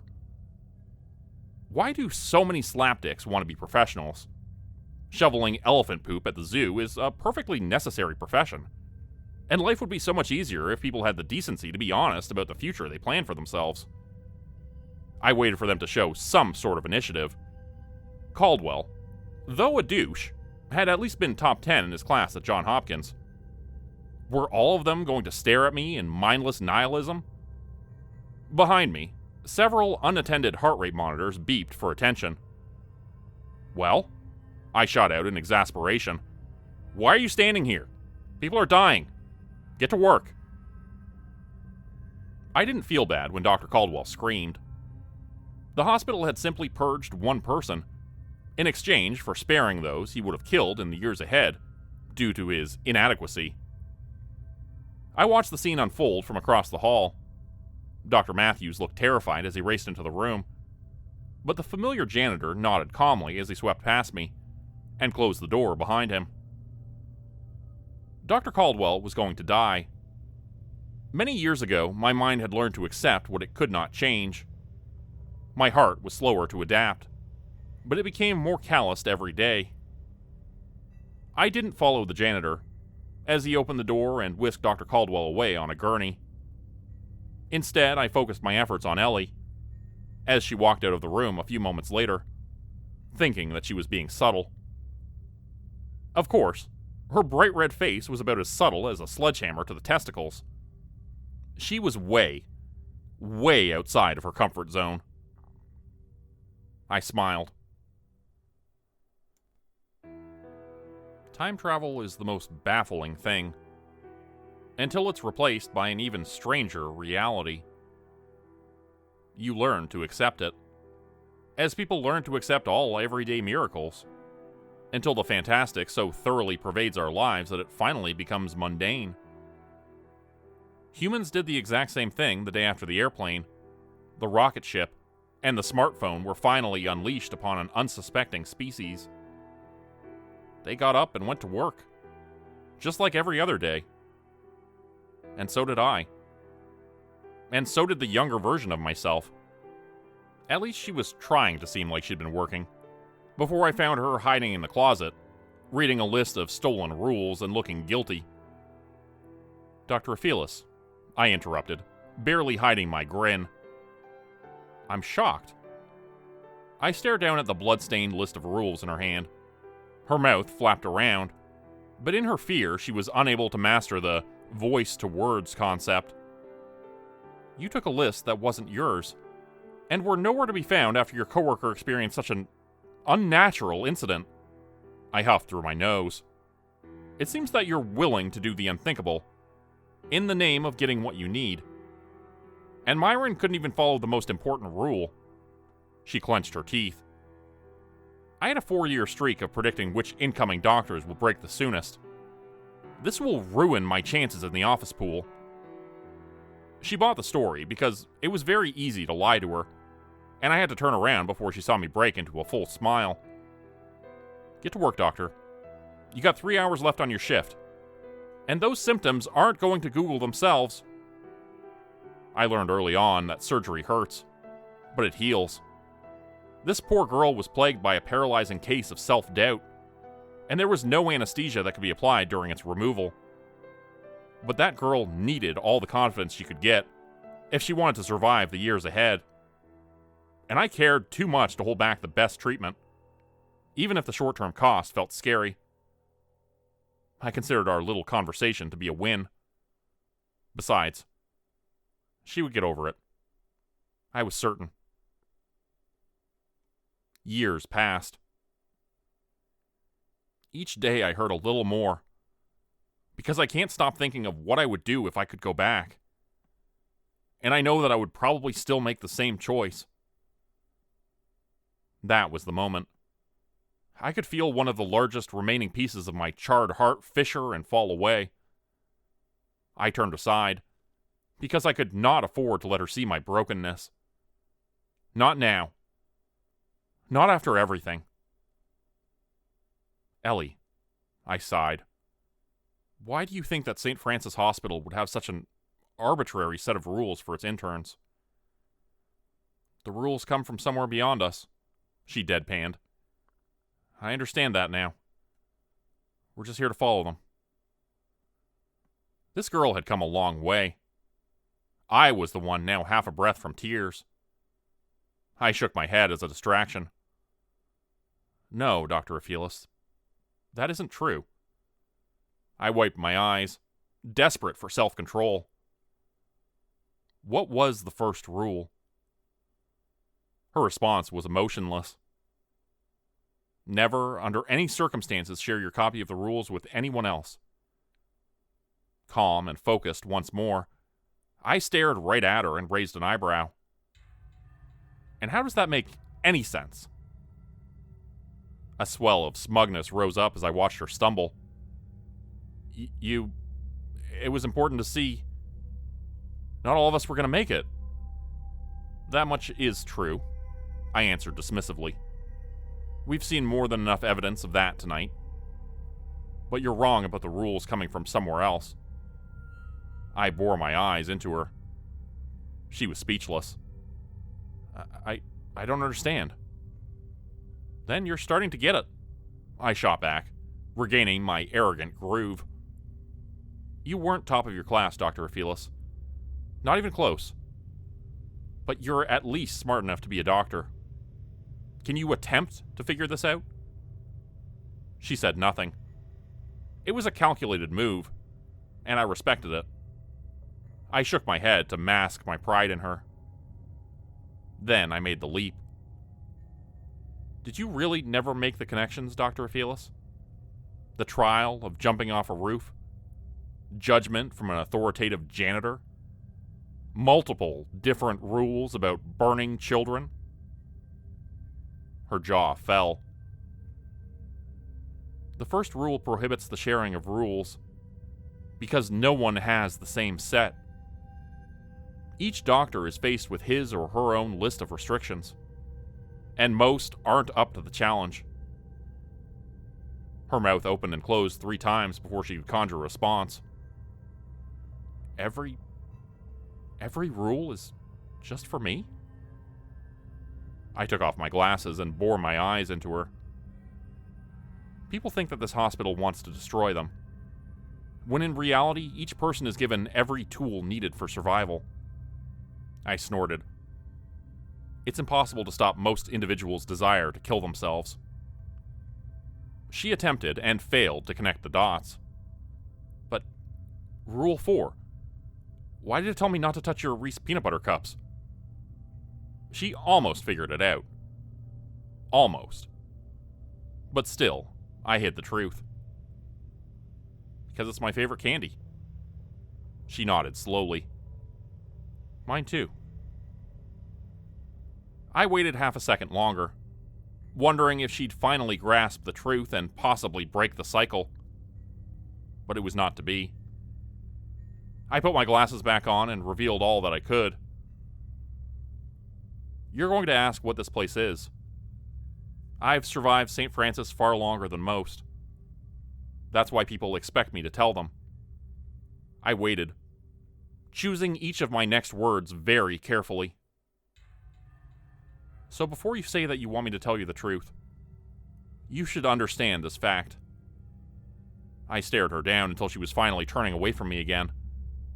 It's important for me to have the upper hand.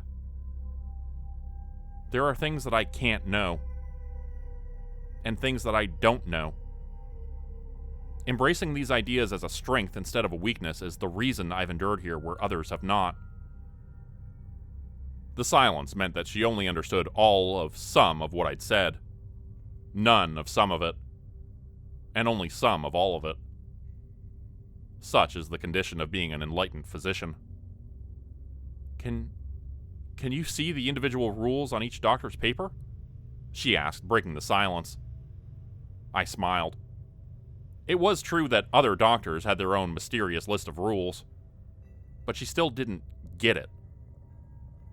No. But I can see what's written on their faces, which is the same thing. I don't get it, she answered flatly. I sighed in disappointment, throwing her one more bone. Do you remember when I reminded you of Rule 9? Her mind whirred with the stupid brilliance of rote memorization. You told me that the morgue needed 13 cadavers at all times, she answered confidently. No, I lied. You told me that. I acted like I had known the entire time, and you responded to my confidence. Each person's list of rules is their own battle to fight. To be blunt, I'd rather see the doctors fail themselves through inadequacy than see the patients suffer because someone was unable to live up to their own unearned arrogance. She blinked. I'd like to earn my arrogance. I liked that answer. I liked it a lot. The good news is, I think you might have the endurance to survive the unusually lengthy journey it would take for you to achieve earned arrogance. My heart broke with pride at the unseen path. Then the door burst open with an unplanned emergency that defines a physician's everyday schedule, and we moved on. She never asked how I knew that the trial of jumping off a roof, judgment from an authoritative janitor, or the extreme importance of burning children defined her life. She didn't even question why I knew what those rules were in the first place. The truth had been there in plain sight, but had gone unnoticed until the second time around. Had it really not been obvious? The next big change was coming soon.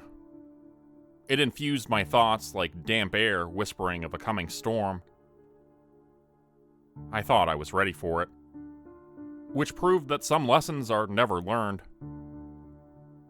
I had been quietly following Ellie through the same hallway that had drawn me in years earlier. On this particular day, though, she only noticed a familiar janitor haunting its walls.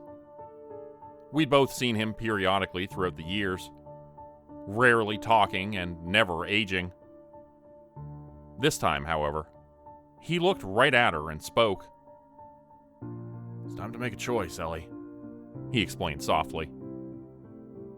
The most successful people are often seen as a breed apart, achieving lofty heights because they're built of different stuff.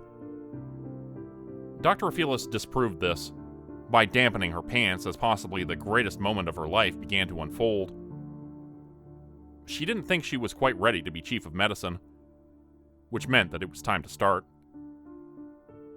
The janitor turned aside and looked toward a space in the wall that had only occasionally held a physical door. It stood there now, slightly ajar. The numbers were etched deeply into the wood, warped and worn like they had been there for years. "Why does it say 3191? She asked. He smiled sadly. "It's your opportunity to go backward." She was weak, which meant it was the moment with her greatest chance to achieve strength. "Where does it lead?" she asked in a shaking voice. "Rural Missouri," he continued inexorably. "Far from any town. About 30 minutes away from Drisking." He raised his eyebrows. "But that's not the real question, now is it?" She shut her eyes. "When does it lead?" He waited until she was strong enough for eye contact before he continued.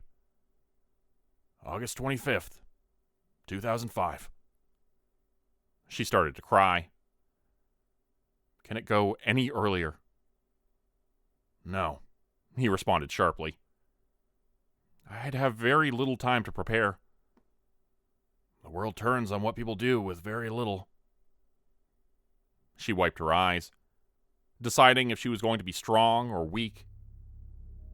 "Okay," she responded, voice shaking. "I need to go back." She breathed deeply. "I can be ready in a few days. Where will I find the door?" The janitor stood very still. "Right here. Right now." She flirted with weakness. No. I'm not ready this second. I need to prepare if my life is going to change." She was losing the battle for herself, and had already been defeated in the don't look like a mucusy mess competition. He folded his hands firmly. "If you don't go now, the door disappears. You'll never see it again." She fell into a kneeling position. Though certain she was ready to take over as chief of medicine, I was unimpressed in this moment. "Okay," she whimpered. "Okay, I'll go now." She looked up. "When I come back, will the world be different?" He was very quiet. Then, "You can only come back the hard way, Ellie." That's when I first became aware of the tears covering my own face. That was 26 years ago. I can't lose that much of my life. He sighed. "Yes, you can. People lose that much every day." I covered my mouth to hide the sobs. "Well," she stammered, "I don't understand. Is my body going to reverse in age, or will I just look like this and die 26 years earlier?" I heaved, overpowered by great, silent crying, barely able to keep quiet. "You don't get any extra time, Ellie," he continued in his commanding voice. "Any year that you live twice takes away from what would have been." He looked over at me, making direct eye contact. For the first time, he seemed absolutely demanding of obedience. But he didn't let her know that I was there. She dry heaved. "But," I gasped, "but will it be like last time I went back, or will I be able to change things now?" He smiled. I couldn't tell if the expression was sad because it was happy or happy because it was sad. The past will be yours to change as you decide. The world will be different as a result of your choices. She looked up, suddenly quite confident. I melted to the floor. Ellie, He pressed. you always knew that last part was true, right? She finally sobbed. Loudly. I took the opportunity to let my own cries overlap hers.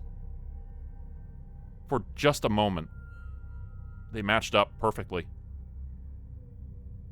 She leaned forward, pressing her hands into the ground. I need time to process this. You don't have time. And you don't need it. Right now you have to step through that door. Or walk away forever. He reached out, grabbed the knob, and began to pull it shut. We like to pretend that grave decisions take time, because it allows us to believe that deep thought changes our basest instincts. But we are our truest selves in short moments of high consequence. She leapt up and squeezed through the door just as he closed it behind her. And when he immediately pulled it open again, there was no one on the other side. We were alone. For the first time in 26 years, there weren't two of me in the world, running parallel tracks on a journey that was neither predetermined nor authored by our own choices. You almost broke the moment, he said while staring at the wooden frame. Then he turned to face me. She was the stronger one today. I looked up at him, the end of the story at hand, and wondered if I had really believed that the final scene was going to be more glorious than this. Doesn't matter, I huffed. It's done now. I looked away, wiped the tears and snot on my wrist, and walked past him. It does matter, Ellie. And it's never done. I was glad to be facing away from him, as I discovered that there were still tears left in reserve.